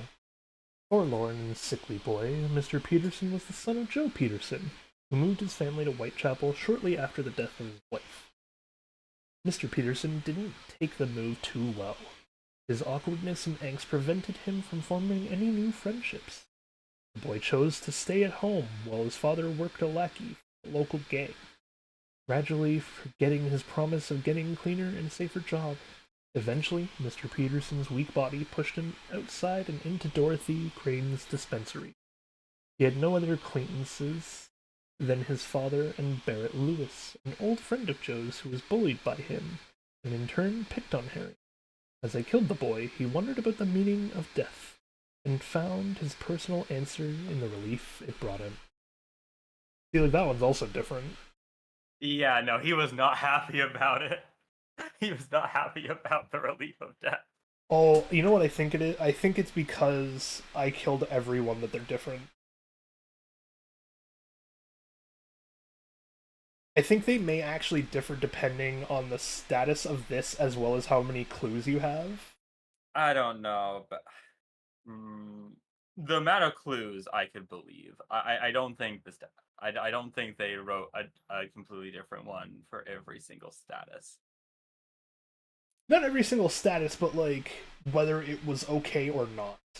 I mean, because also none of the stories reference that any of the other ones died, any of the other people died. So all of them are basically written to, work whether that was the only one you killed or whether you killed everyone. So I think their stories are just based off of how many clues you get for each person then. Yeah. Barrett Lewis, 43 years old, male. A lonely street merchant, primarily concerned with profit and surviving these difficult times. Mr. Lewis had been bullied and racketed for months by his former best friend, Joe Peterson, who joined the Wet Boot Boys to look after his sick son. Harry, bitter and sad, Barrett Lewis never dared to resist Mr. Peterson's violence. Perhaps due to the buried secret of the affair he had with his tormentor's dead wife, and the unclear identity of Harry's real father. Instead, he let his former friend slowly ruin his business.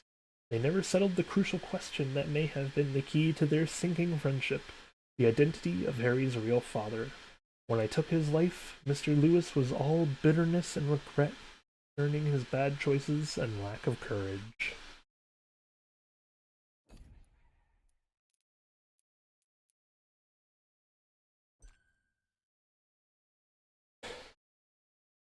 Tobias Whitaker, 45 years old, male, also known as Father Whitaker. Although this man was never ordained and had no relation to the church, Mr. Whitaker confronted Skulls the very day he arrived in Whitechapel, and the encounter was the last proof that the city's fall from. Convinced that the epidemic and those beasts were signs of divine retribution, he embarked on a holy war against the impurities of London, and rallied on one all-powerful weapon, fire. He didn't bother to keep track of the number of victims he immolated. The tally rose rapidly. Mr. Whitaker had a very strict creed of exclusively only burning those that were sick. He showed remorse, if not sadness, when he mistook a healthy citizen for a sick one. His last words were for God, asking that he forgive him for being so blind to the true plague of London. Me.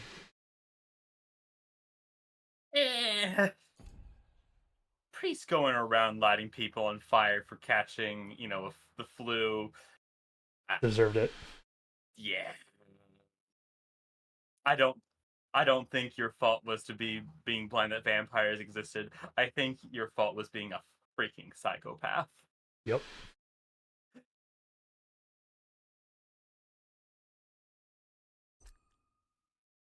Mason Swanborough, 30 years old, male, a willing charlatan. Mr. Swanborough's sister, Loretta, had always clung to him with exasperating love. This closeness suffocated them, and it escalated into an explosive argument during which Miss Swanborough shoved her brother away, causing him to dive into a bench. The enraged and shocked face of his sister was the last picture he ever saw, and she became driven by guilt, frantically following the orders of her blind brother. Using this expertise as a chemist, Mr. Swanborough concocted a drug that would sell as a flu medicine to gullible buyers. He saw the elixir as his revenge against the world, condemning people to false hope and delusion. In the split second of his death, he could see again, and was overwhelmed by a joy that turned quickly to terror when he saw my true nature. Yep. Loretta Swanborough. Loretta Swanborough, 30 years old, female, an unwilling charlatan. Miss Swanborough was deeply attached to her brother, Mason, and spent her entire existence by his side. such as a proximity sparked disagreement of a larger magnitude than usual sibling fights, and during one especially terrible argument, she pushed her brother. He fell on a bench, striking his head, consequently losing his sight. Since then, she made it her mission to give her brother a new purpose in life. Using his talents as a chemist, Mr. Swanborough devised a remedy that his sister would sell as the perfect panacea for anyone touched by the flu. Miss Swanborough persuaded herself that she provided the elixir was worth the duplicity she went to. She died as blind as she had lived, begging for her brother.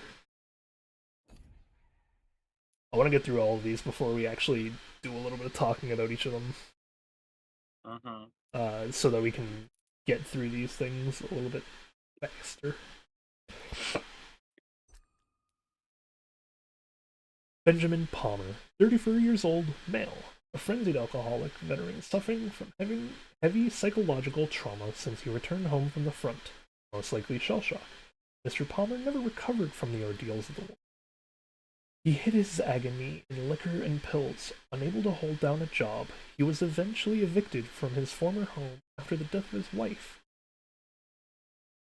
ending up on the streets with his son Albert, who quickly turned to be a petty thief. The betrayal of his son was a heavy blow, and Mr. Palmer had no intention to stand back up. He became part of the sordid landscape of London, begging his way through the city, living off scraps and discarded bottles. There was no fear in his thoughts when I killed him, and his blood had strangely sour aftertaste. See, like, this one doesn't give anything about the rest of his story, but I see that I only got 800 XP. Yeah. Which means he was incomplete, so that means this is probably tied to this. No, I can definitely believe that. Okay. Albert Palmer, 18 years old, male, a homeless young man devoured by his desire to become a gang member, son of Benjamin Palmer, a former soldier and traumatized veteran. Albert also followed his father to the streets when the raging alcoholic could not provide the rent anymore. Instead of staying by Benjamin's side, Albert dedicated to fend for himself and struck alone to become a thief. To ensure his survival, he approached the members of the Wet Boot Boys and started to carry out menial tasks for the gang, going so far as to steal his father's medicine to prove his worth. The young Mr. Palmer built up resentment towards his father and society itself, turned him into a wild dog, desperately trying to fit in amongst wolves. He was terrified to die, and his blood left an oddly bitter aftertaste.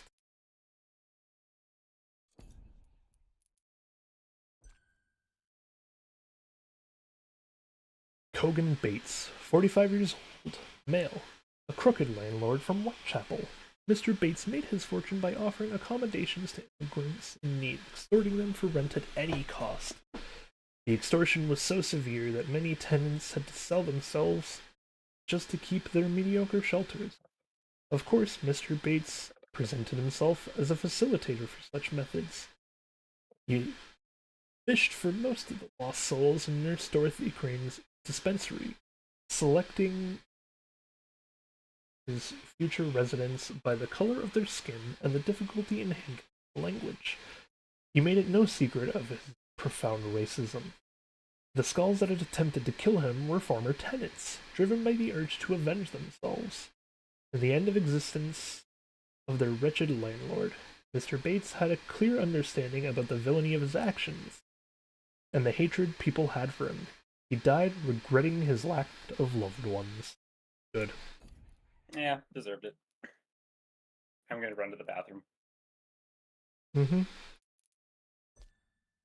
Xiao Shun, 38 years old, female. A young widow stuck in morbid state since the death of her husband. She had lost him due to disease. I couldn't identify the actual ailment from her memories, for her husband had taken good care to hide his symptoms from his wife. It is unclear whether she could have noted his lies and done something about his affliction. The guilt developed turned to the main component of Miss Mrs. Shaoshen's life. The widow became disconnected from the reality and dedicated herself to mourn the tomb of her late husband, spending days and nights alike by the side of her grave and lingering on her mistake.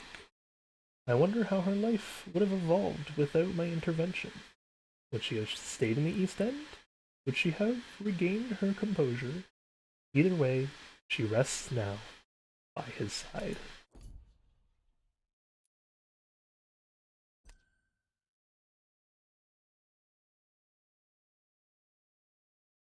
Richard Gallatin Nethercott, 29 years old, male.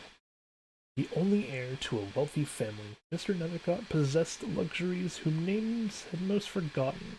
A self-proclaimed artist and poet, received the full support of his family when wanting to find his voice. Despite an evident lack of talent, he witnessed his shortcomings firsthand, and the more time passed, the less he could gather his courage to face his ignorance and admit his failure. Mr. Nethercott spent a lot of time in Whitechapel despite the epidemic in an attempt to find his inspiration and some form of morbid beauty.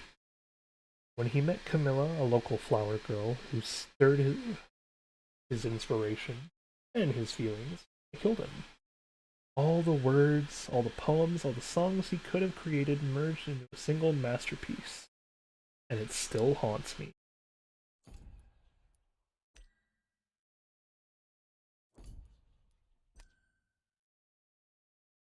Darius Petrescu, 63 years old, male, a Romanian activist exiled from his country and hidden away in England.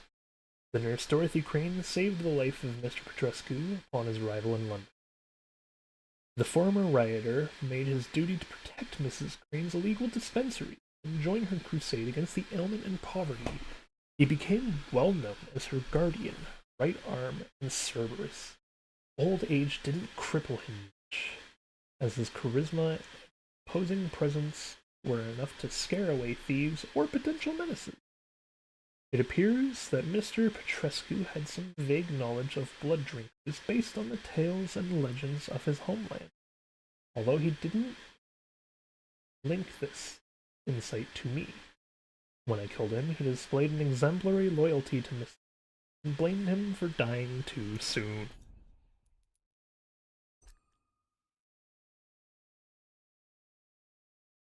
Camellia, nickname, 19 years old, female. An unsolved mystery, a presence that didn't belong amidst in the grime of London. The young woman was a mute flower girl. She dressed in cheap clothes that managed to bring color and elegance to her figure. That is about everything anyone knew about her.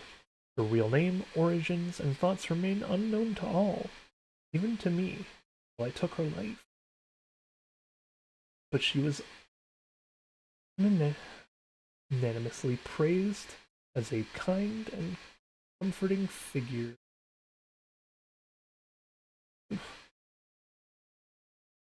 She was unanimously praised as a kind and comforting figure in Whitechapel. I am probably the only one who ever heard the voice of Camellia, and it almost struck me when I drank it from her. How could I describe it? Soothing wrath? Unforgiving mercy? Her last thoughts sounded like a blessing and a curse. I wonder what otherworldly strength she might have animated them, which even my abilities couldn't penetrate. To the very end, she remained a mystery.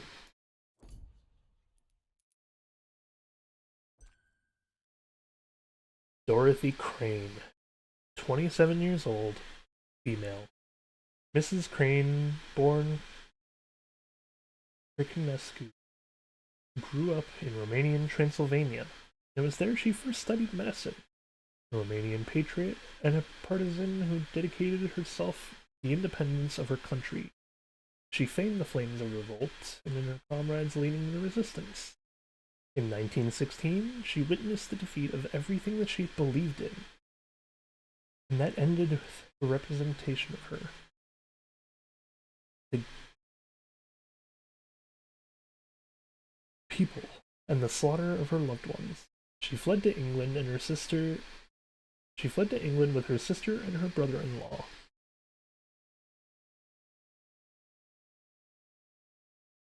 Together, they embraced the life of exiles and finally ended up in Whitechapel. Her medicinal background allowed Dorothy to find work as a nurse at Pembroke Hospital. She changed her name to Dorothy Crane and worked hard within those walls. But when the Spanish flu epidemic hit London, her activist her activist instincts. Oh God. Her activist instincts drove her to avoid the suffering and dying migrants within Whitechapel. With the help of Darius Petrescu, another old Romanian activist she knew from her partisan years, she set up a dispensary. Thereafter, she made some dubious choices and alliances to finance this illegal haven. Dorothy stole, bribed, and even blackmailed the wealthy to get the money to support it. The night she suspected Lady Ashbury of deviant attitude, without even realizing what kind of deadly foe she was threatening, she went one step too far. As she died in my arms, she remembered all the legends from her homeland, and the energy to scold me for what I was, what I chose to do. Dorothea Criconescu never surrendered, even in death. And that is the story of Whitechapel.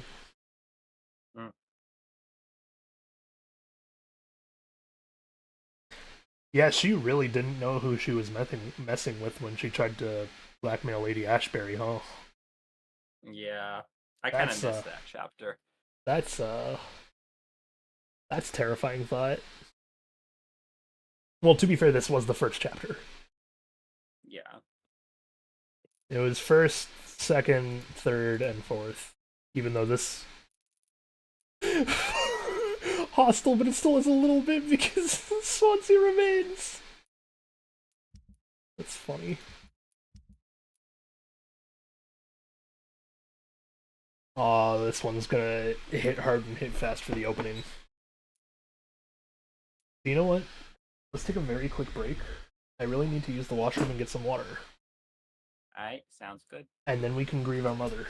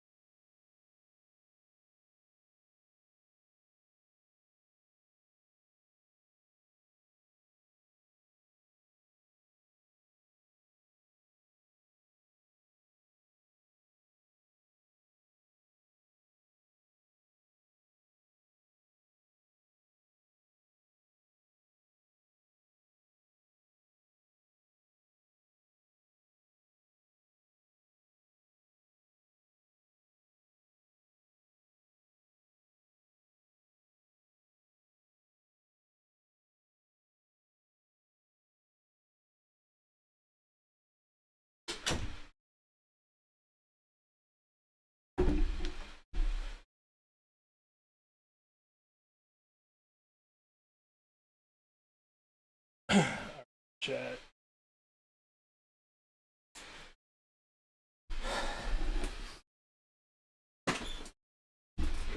It's time we hit the bad chapter. Hello. Oh well. We're gonna hit the 3 most painful targets right off the bat. Okay.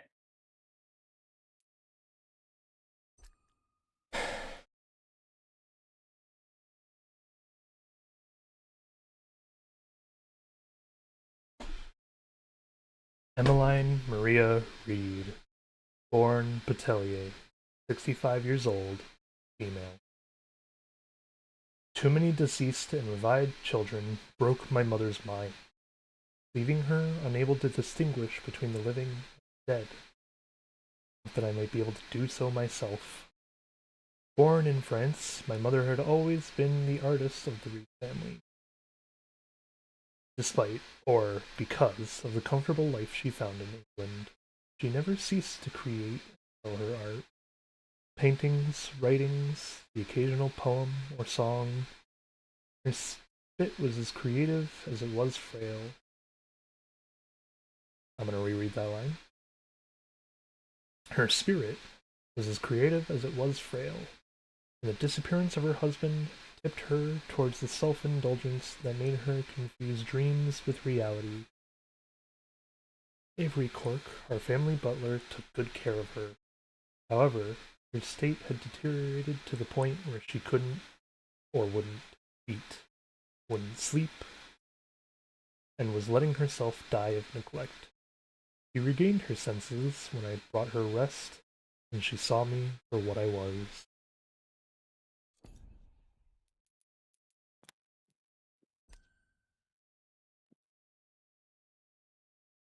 Avery Cork, 65 years old, male, dedicated to the end. Avery was our family's lifelong butler. Though my father paid him handsomely for service, loyalty to the Reed name was not a condition of his fee. He kept a secret letter that my father had entrusted to me, and that was to be read by me exclusively. Even when my mother begged him, even when I was declared dead, he never mentioned that letter. Avery was as discreet with his past as he was with our mystery. When I killed him, his memories became mine, and I learned about an existence devoid of marriage, depraved of family. Siblings taken by the flu, very summer. He had no idea where my father had gone. His household was his life, family. His. He even viewed me as a son. It was with a paternal tone that he declared me a monster.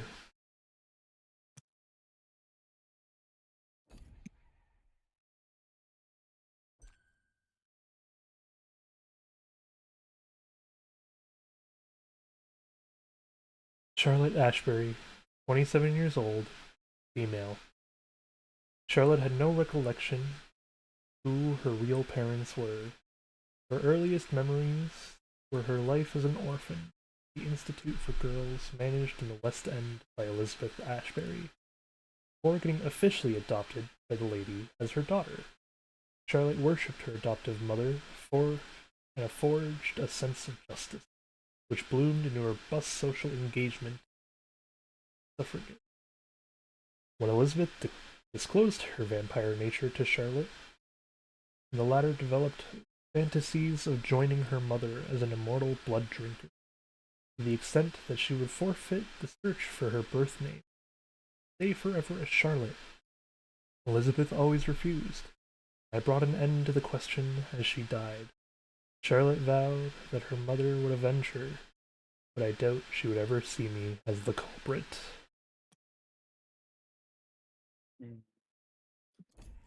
She was a little bitter to you, though. Those 3 just still really hurt. Yeah.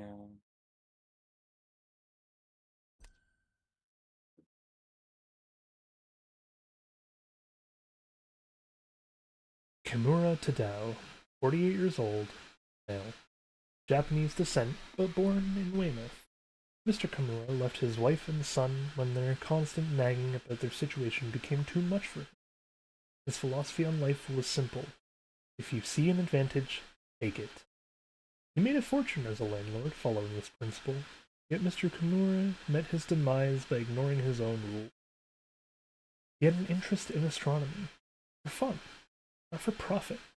This led him to meet a crazed vampire with a passion for blood rituals.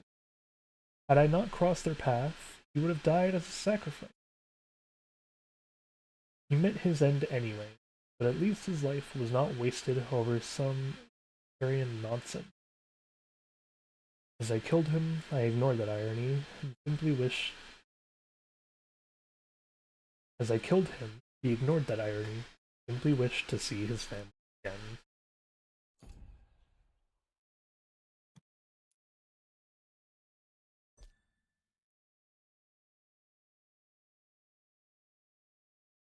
Louise Teasdale, 22 years old, female. Mrs. Teasdale was the daughter of Robert Teasdale, a man whose tracks couldn't have helped another person save the child he wanted to rescue himself. Father and daughter shared a tumultuous relationship ever since a mugger had killed the lady of their house, a meaningless death which left Mr. Teasdale alone with his sorrow and drink. Teasdale never managed to reconnect with her father, and their arguments escalated into a major fight. This pushed her out of the house and into a pub. Drunk and careless, she became easy prey. Her Ekon abductor was apparently fond of her and hoped to seduce the woman, trying to hone his skills to the point where he could turn her into an immortal. Put an end to the plans when I seized her. I mean, you kind of did that after the fact, but... No, because it was implied that the person who was keeping her hostage wasn't her Ekon. I see. So there's a chance that her Ekon was just out there somewhere.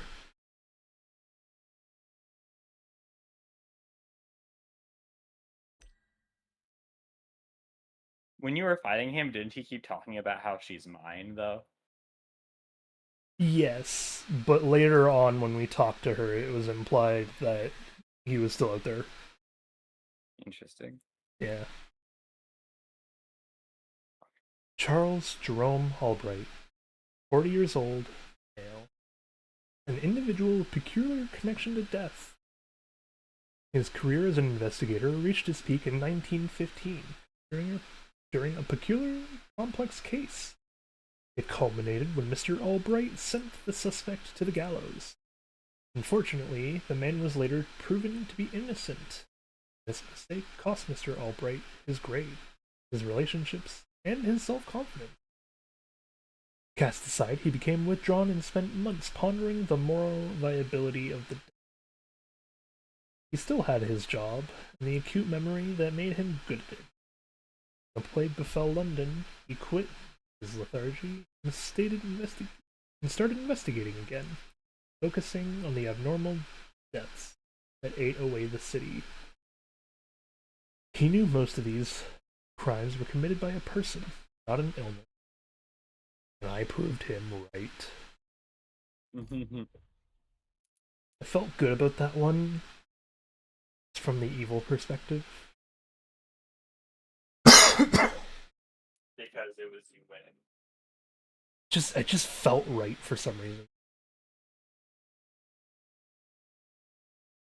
Some weird sense of divine justice, if you will.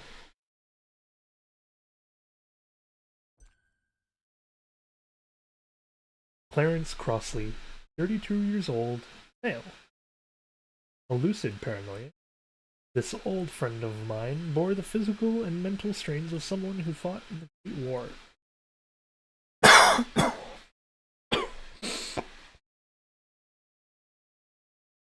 When Clarence came back from the front, he expected to find a welcoming and safe environment. His first encounter after his return was a group of skulls feeding on corpses. Clarence had already witnessed a murder caused by a vampire during a leave in Newton, France. But the image of the inhumane feast here in London broke the man. He devoted what little energy he had to trying to warn the neighbors about the threat that lurked around them. No longer the charismatic man of the past, Friends and family alike thought it foolish at best, demented at worst. Still, Clarence was one of the few humans who sensed predatory nature. As I killed him, he felt both satisfaction and sadness, knowing he had been right about me. Whoops.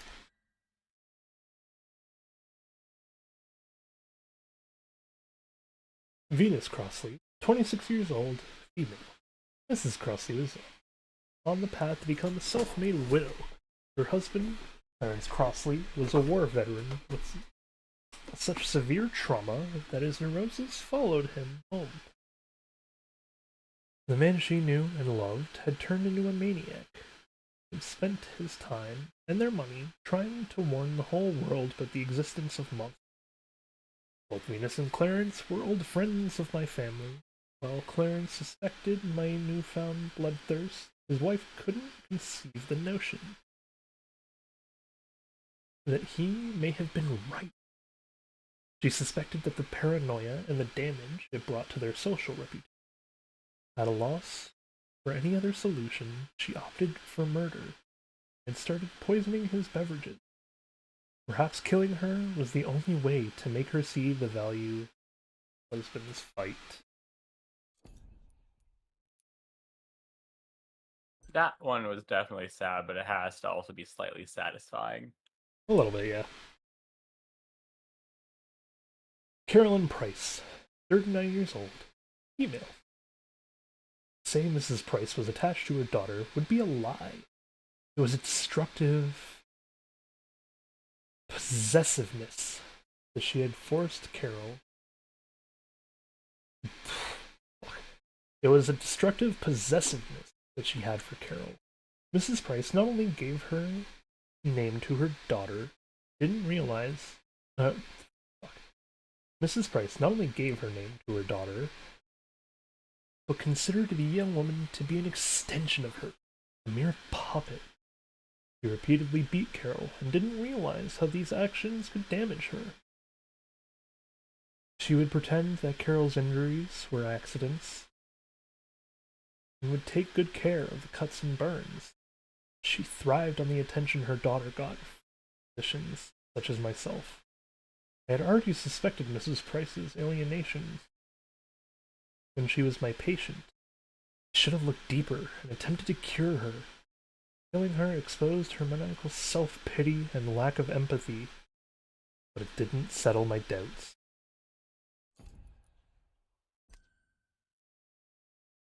Carol Price, 20 years old, female.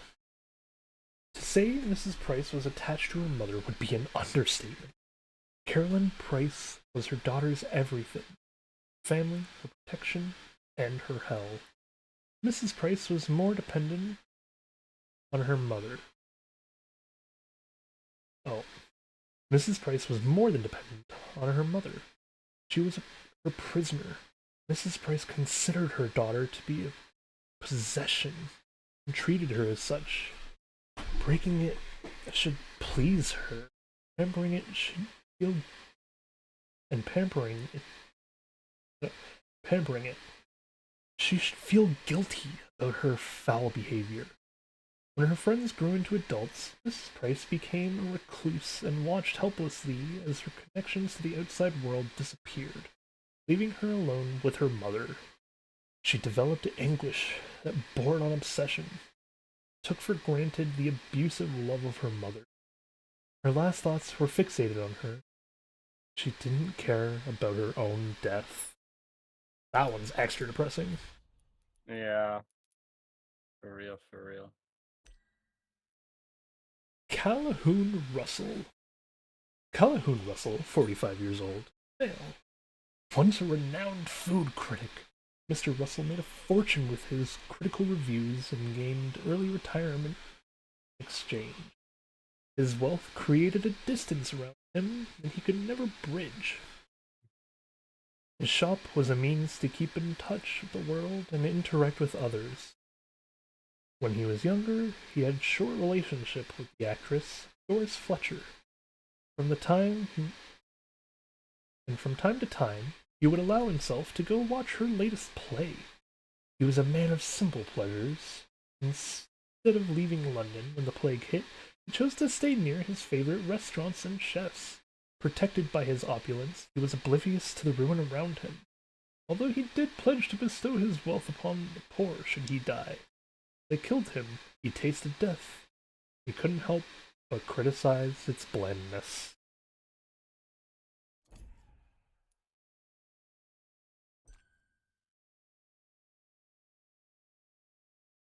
Karina Billow, 28 years old, female. Broken spirit in a broken body. Living in a messy, tangled, like sick minds are. Mrs. Billow's intelligence had been crushed out of her. Under the remains of her memories, I found a passionate suffragette, driven by the convictions of Charlotte Ashbury. She was a proud activist who had the nerve to inquire about the Ascalon Club, a secretive society whose ranks didn't count a single woman. Her laudable attitude attracted unwanted attention. A vampire, Ekon, from what I gathered, drove her insane with promise of eternal life and forced her to crave nothing but the live rodents. Condemning the woman to a horrid decrepitude, her final thoughts flourished in their newfound liberty, revealed the identity of her tormentor, Jacob Blackwood, whoever he may be. That one's disturbing. Wait a second. We'll touch on that after. We'll touch on that after. Yep. You're correct in the connection you're about to make. Let's finish up this chapter first. Pericles Baker, 42 years old, male. The past I discovered within him was a clutter of fanaticized and actual memories. Who or what he was remained a mystery to me. Mr. Baker was the twin of Agamemnon Baker.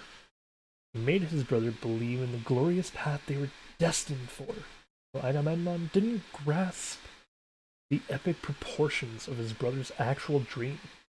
Mr. Baker felt that their misery reflected the agony and decrepitude of London itself, that their role lied in freeing the city from its demons. He waited for the chosen messenger that would push the twins towards their destiny, but his failing memory and unstable mind prevented him from ever recognizing who the envoy might have been. When I killed him, he saw in me the man they had been waiting for. Perhaps death was the fate London shared with the twins.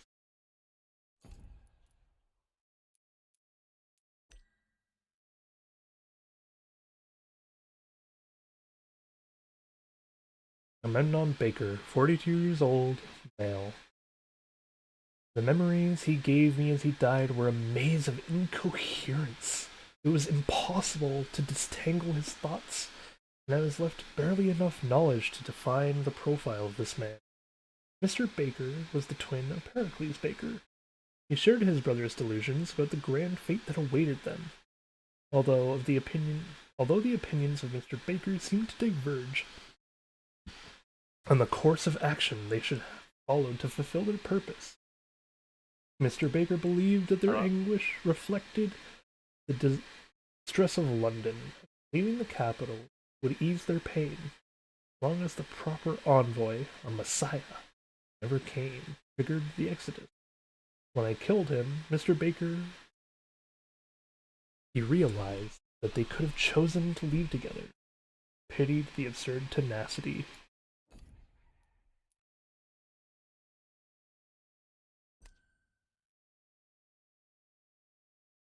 Usher Talltree, 45 years old? Male. A man who seemingly knew everything and told no one. I claimed his life. He granted what memories he wished. Yet I cannot know what I found. The truth? Or a vision he wanted to share with me. Was he human? Unlikely. Vampire? Maybe. Or from a rare species or branch. He acted as a fortune teller. held powers bestowed upon by the leader of the Brotherhood of St. Paul's Stole, a group of so-called neutral observers who study vampires. However, Mr. Taltree relied too much upon the untouchable reputation of his brotherhood. He could not foresee my attack, even less death. His last thoughts sounded a bit like a judgment.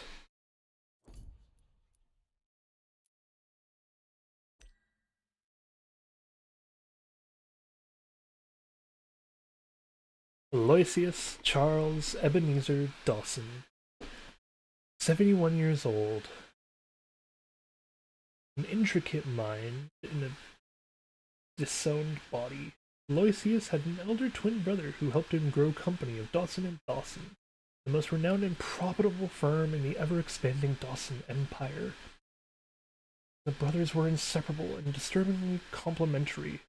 Aloysius was calculating and diplomatic, while his twin was a risk-taker and knew how to torment the people until they submitted. It was his love of danger that was his downfall, as the older twin died in a horrendous plane crash that stunned London society. Following the accident, Aloysius shut himself off from the world. He cultivated his fear and fascination of all things supernatural, which became so severe he planned to build an actual wall around the neighborhood. He joined all possible cult circles in society. He was even an active member of the infamous Homeric Ordeal of Golden Dawn until 1910. He was a personal acquaintance of Aleister Crowley.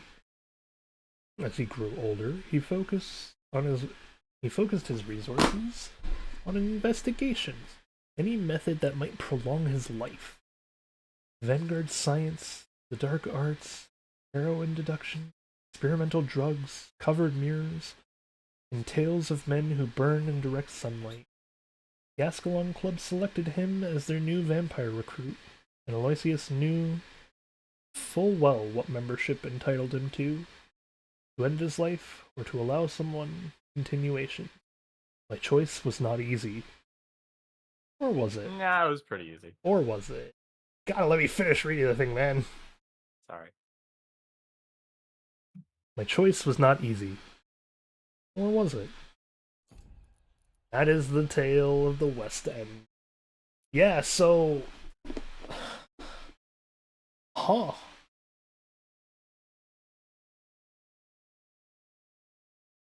Lady Ashbury had a husband at some point, I guess? Well, it did talk about, like she changed her name to like Blackwell and like lived in France for a while or something. Though Yeah. it seems to me freaking crazy that her ex was that like flighty, flamboyant emmer effer. You know what? Well, you know what I'm thinking? I'm thinking her ex was turned by her with the tainted blood.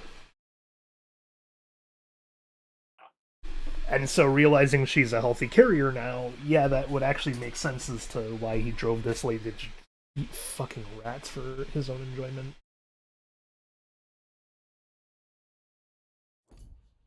Maybe, but also I think from what we know about it, if he was an unhealthy carrier, he would have gone freaking mad. Like he seemed deranged, but like in possession of his faculties. Yeah, but even... Can't believe she fell for that asshole. I mean, even Harriet had her moments. The, like, lady who was literally possessed by the final boss. I guess so. Like, she kept it together until the end. Though, also, Elizabeth talked about how with her killing herself, she was going to end everything, end the tainted blood. So I think that implies that she did not leave any survivors from her time rampaging. I don't think anyone else was tainted by her. Yeah, I guess so. Could have just been another twisted... I mean, okay, to be fair, given us, she has terrible taste in men. Yeah, fair. This part's going to somewhat hurt the most. I don't think it'll hurt as much as our parents and Miss Charlotte, but I think it'll hurt enough knowing that I spent so long around these people and betrayed their trust. But that's what I need to get used to for these kind of games.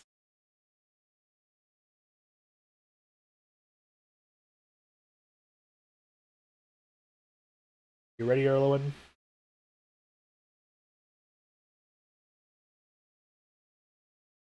Arlon? Oh. Okay, sounds like he had to do a BRB. So we shall begin. Beatrice Goosewick, 45 years old, female, a wealthy widow and a volunteer tutor for young girls. Mrs. Goosewick was not the type of person one would expect to see in Pembroke Hospital.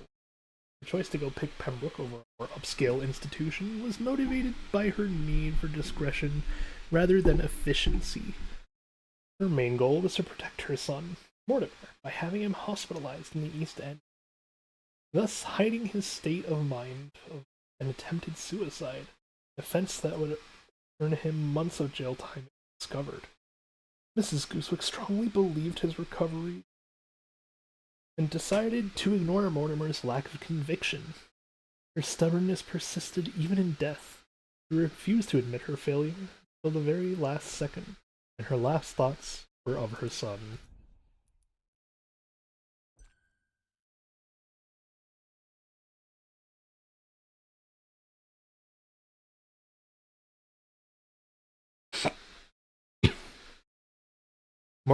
Mortimer Goosewick, 32 years old, man, tormented and uncooperative patient at the Pembroke Hospital, well fed, educated, rich, and protected by a loving mother.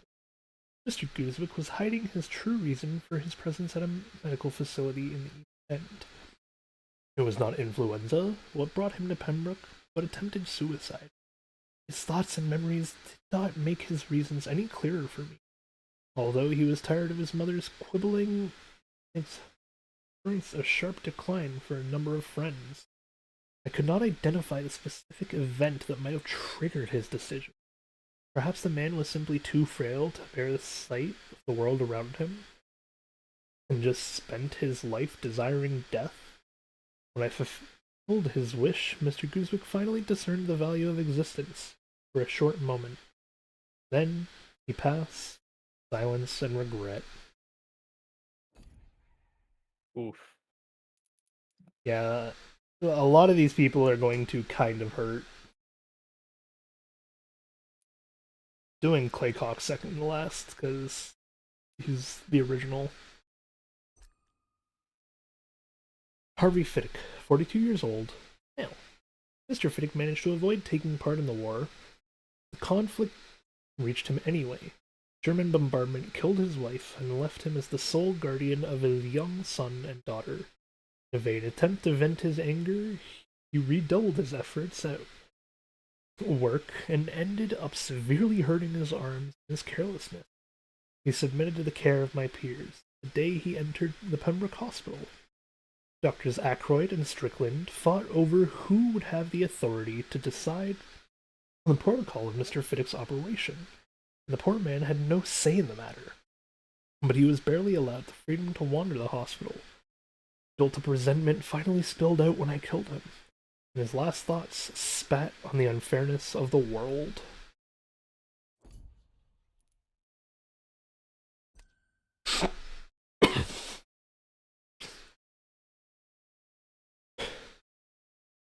Dr. Thoreau Strickland, 33 years old, male, a former colleague and a surgeon employed at the Pembroke Hospital.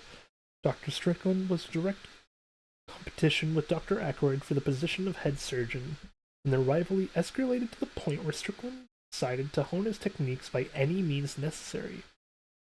He was a close follower of my work and carried out transfusions, experimentations on terminally ill patients in an attempt to recreate my method. He met with only some success, but still planned to demonstrate the operation on Mr. Fiddick's arms to prove his vanguard spirit and technical superiority. Being killed by his idol did not bring him any joy. His last thoughts glided over the glorious future he was convinced he deserved.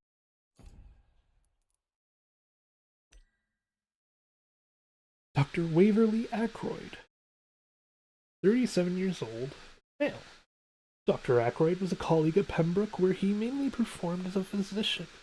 He was in direct competition with Dr. Strickland for the position of the head surgeon, and both men intended to exhibit their abilities by operating on Mr. Fiddick, a poor man who ended up being a test of his own rehabilitation. Dr. Strickland had quite a conservative view of medicine, but also a real concern for his patients. To say that he looked down on my achievements would be an understatement. He was convinced that my presence in Pembroke would bring more harm than help. If I killed him, he expressed genuine and unexpected concern for Pembroke's future. I mean, he was right. Not for the reason he thought, but... I mean, technically for the reason he thought it was me. Well, he thought that it would be your experimental medical practices that would kill all the patients. Hey, technically, it was an experiment.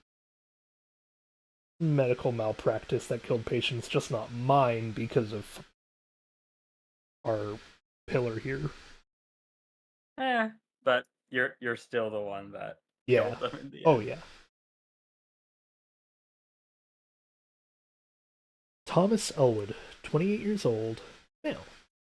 Mr. Elwood was a veteran who returned from the front with a face so disfigured he was unrecognizable even to his loved one. He initially came to Pembroke to get his wounds treated, but he never left the hospital. Mr. Elwood stayed in a contemplative state until another of long-term patients visited him. His guest was Thelma Hallcroft, a mentally disturbed patient who believed she possessed the immortal body of a vampire, along with the bloodthirst that accompanied her delusion. Mr. Elwood saw her as a welcome distraction, as he couldn't care about his appearance. He played along her mimicry and even let her drink his blood. He was much less willing when it came to giving himself to a real vampire.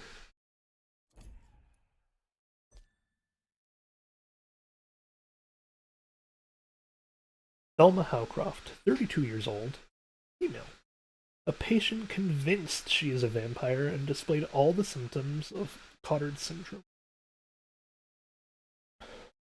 This woman persuaded herself that she was dead, that her body was quickly decaying, and that she needed blood to drink to survive.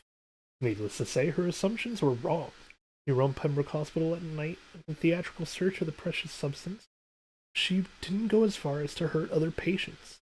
The only person who didn't seem to mind her antics was the morbid, declamacious Thomas Elwood.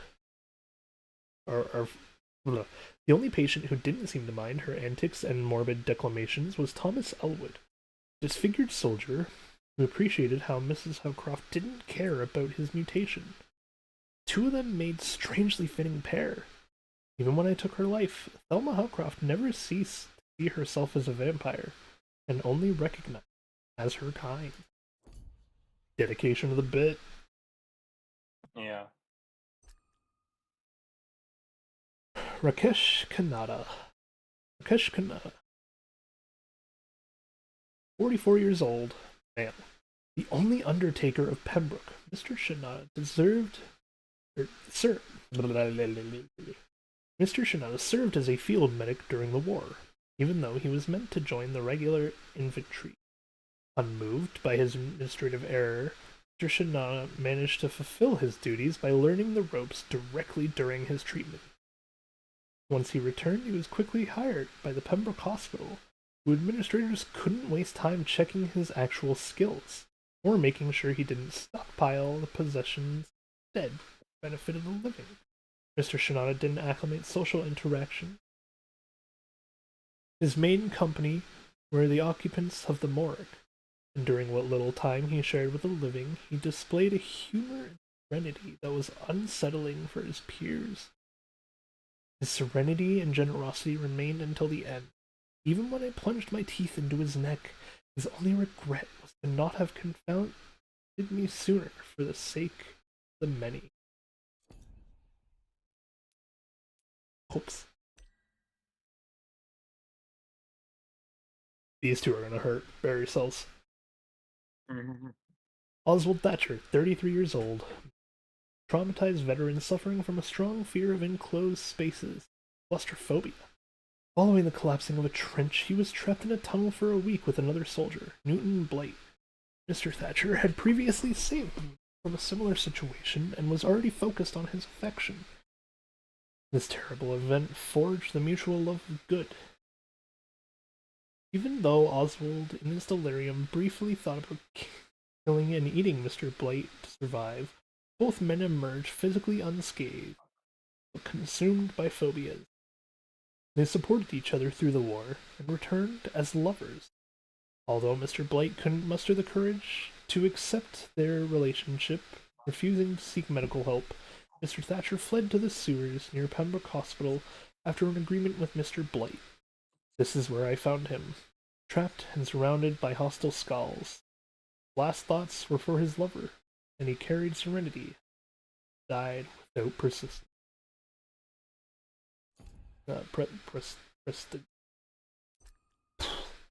And carried the serenity of a man who lived without pretense.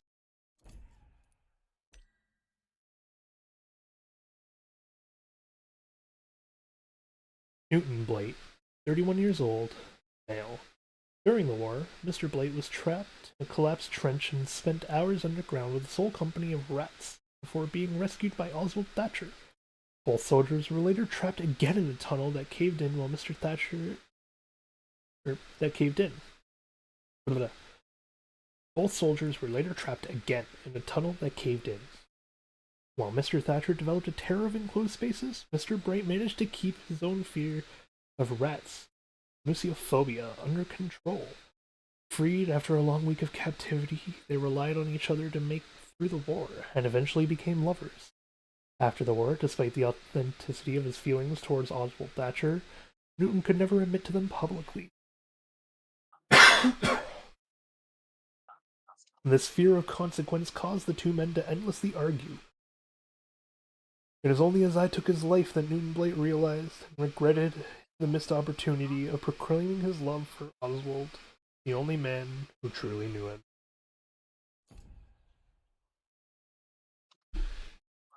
I need to drink some water here, Adam.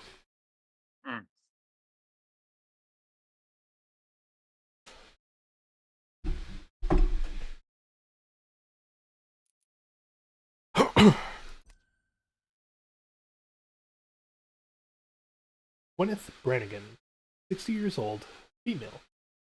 A competent nurse and Dr. Tippett's devoted assistant. Mrs. Brannigan had skills that outshined her male colleagues, by far. Her mentor was the only one to realize the value she could bring to Pembroke Hospital. He allowed her to study at his side, carrying out tasks not meant for a simple nurse, while her colleagues denigrated her ability and criticized her over eagerness. However, the approbation of her mentor was the only one she ever sought. Brannigan witnessed Dr. Tippett's misstep when a lack of sleep and use of stimulants accidentally caused him to kill a patient. She covered up the mistake, believing that it would be more useful at Pembroke than in prison. She had no remorse about this choice, but died regretting the many goals she had yet to achieve.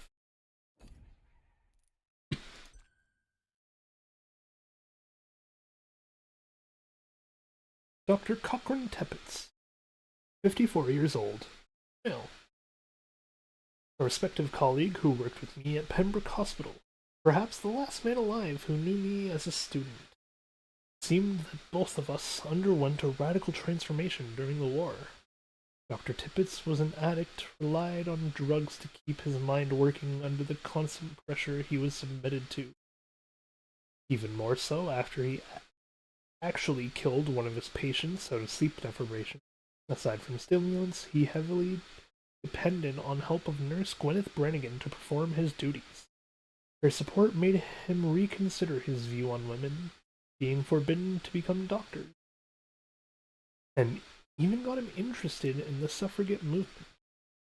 Despite his usual dismissal of all things social, he will never see his protege getting the recognition she deserved.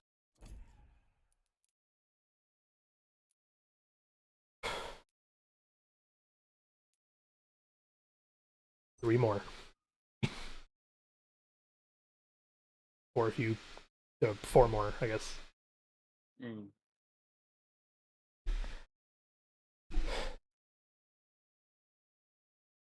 Nurse Pippa Hawkins, 36 years old, female. A once idealistic woman who has since collapsed under the insanity of the epidemic. She wasn't affected by the Spanish flu itself, but felt helpless as a nurse when trying to face an outbreak of that magnitude. She closed her eyes to the suffering of others and decided to support her colleague, secret lover, Milton Hooks. While he made patients pay for space in the overrun hospital. Still, she didn't dare lose hope for a brighter future financed by the double dealings. Hawkins considered her role to be one of helping and caring. A commission that failed to fulfill over the past months, she was desperate to give meaning to her existence. It was unclear to me whether she had managed to satisfy that need or not. Her last thoughts were bitter, and she recognized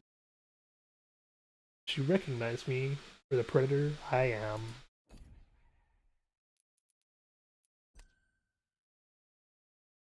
Milton Hooks, 34 years old. Man. Not male, man for some reason. 34 years old, male.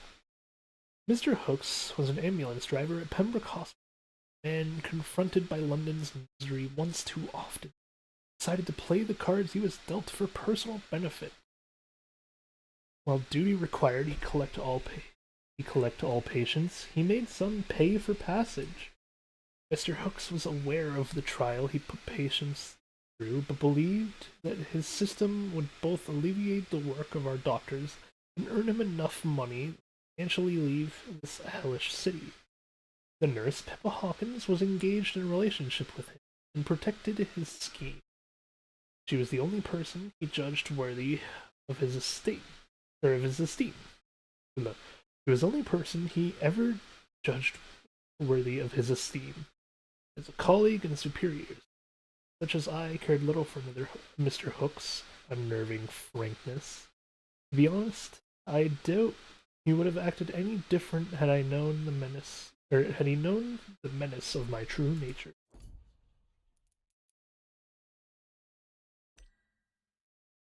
Clay Cox, 30 years old, male. A lowlife with no consideration for other human beings, save perhaps his wife Edwina. He was the leader of the Wet Boot Boys, one of the toughest gangs of the East End docks. What? I missed that.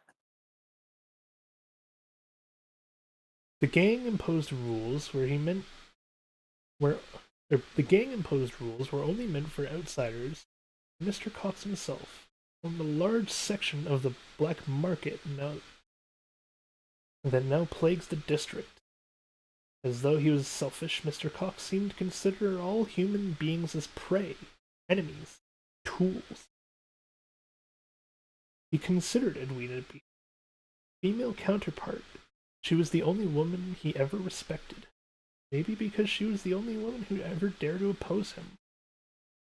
She was absent from his last thoughts, though, as Mr. Cox was too busy cursing the world as I killed him. What part did you miss? Wah, wah. The part where we learned that he was the head of the Boot Boys. Oh yeah, this is the guy who you could have just eaten at the beginning, right? He was the yes. tutorial, basically. Yes. Yeah, he used to be the head until Booth and Edwina took over.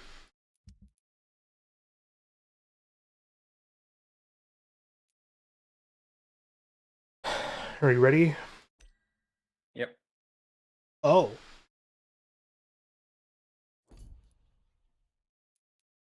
We don't get a story for Dr. Edgar Swansea. Oh. In fact, it takes away 2 of his hints. Oh.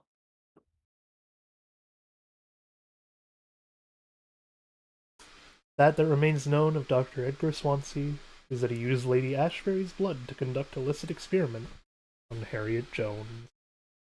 This led to the plague, caused this whole mess. That is the story of Pembroke Hospital as a whole. This end of London.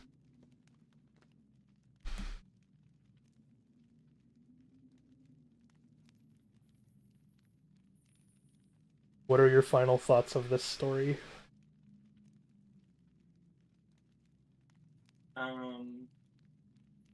A very, very fascinating tale of history combined with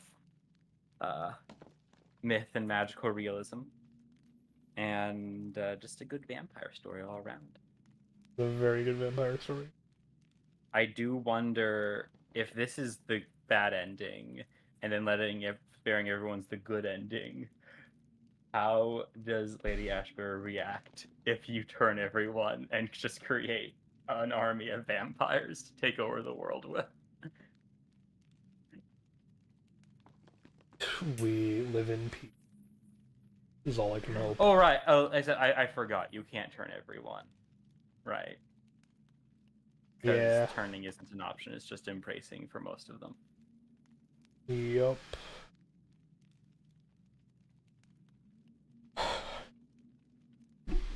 Well, chat.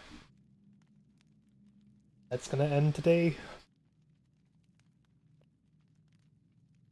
That ends our current standing on the story of Dr. Jonathan Harker.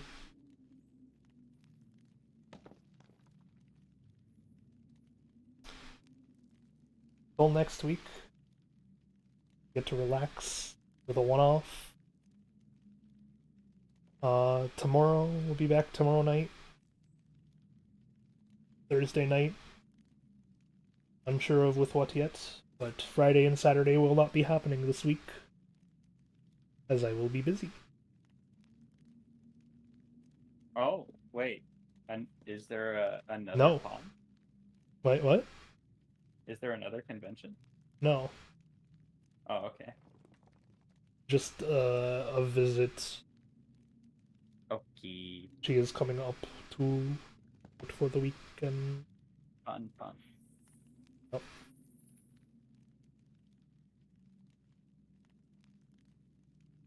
So, that being said, I will be ending stream here. I hope you all enjoyed. Had as much fun as I did. Our next story shall happen once we hit that 100 sub count. So 15 subs to go. Not far. Until then, everyone rest well. Have a good night. Stay safe. And of course, as absolutely always, stay ghoulish, my friends.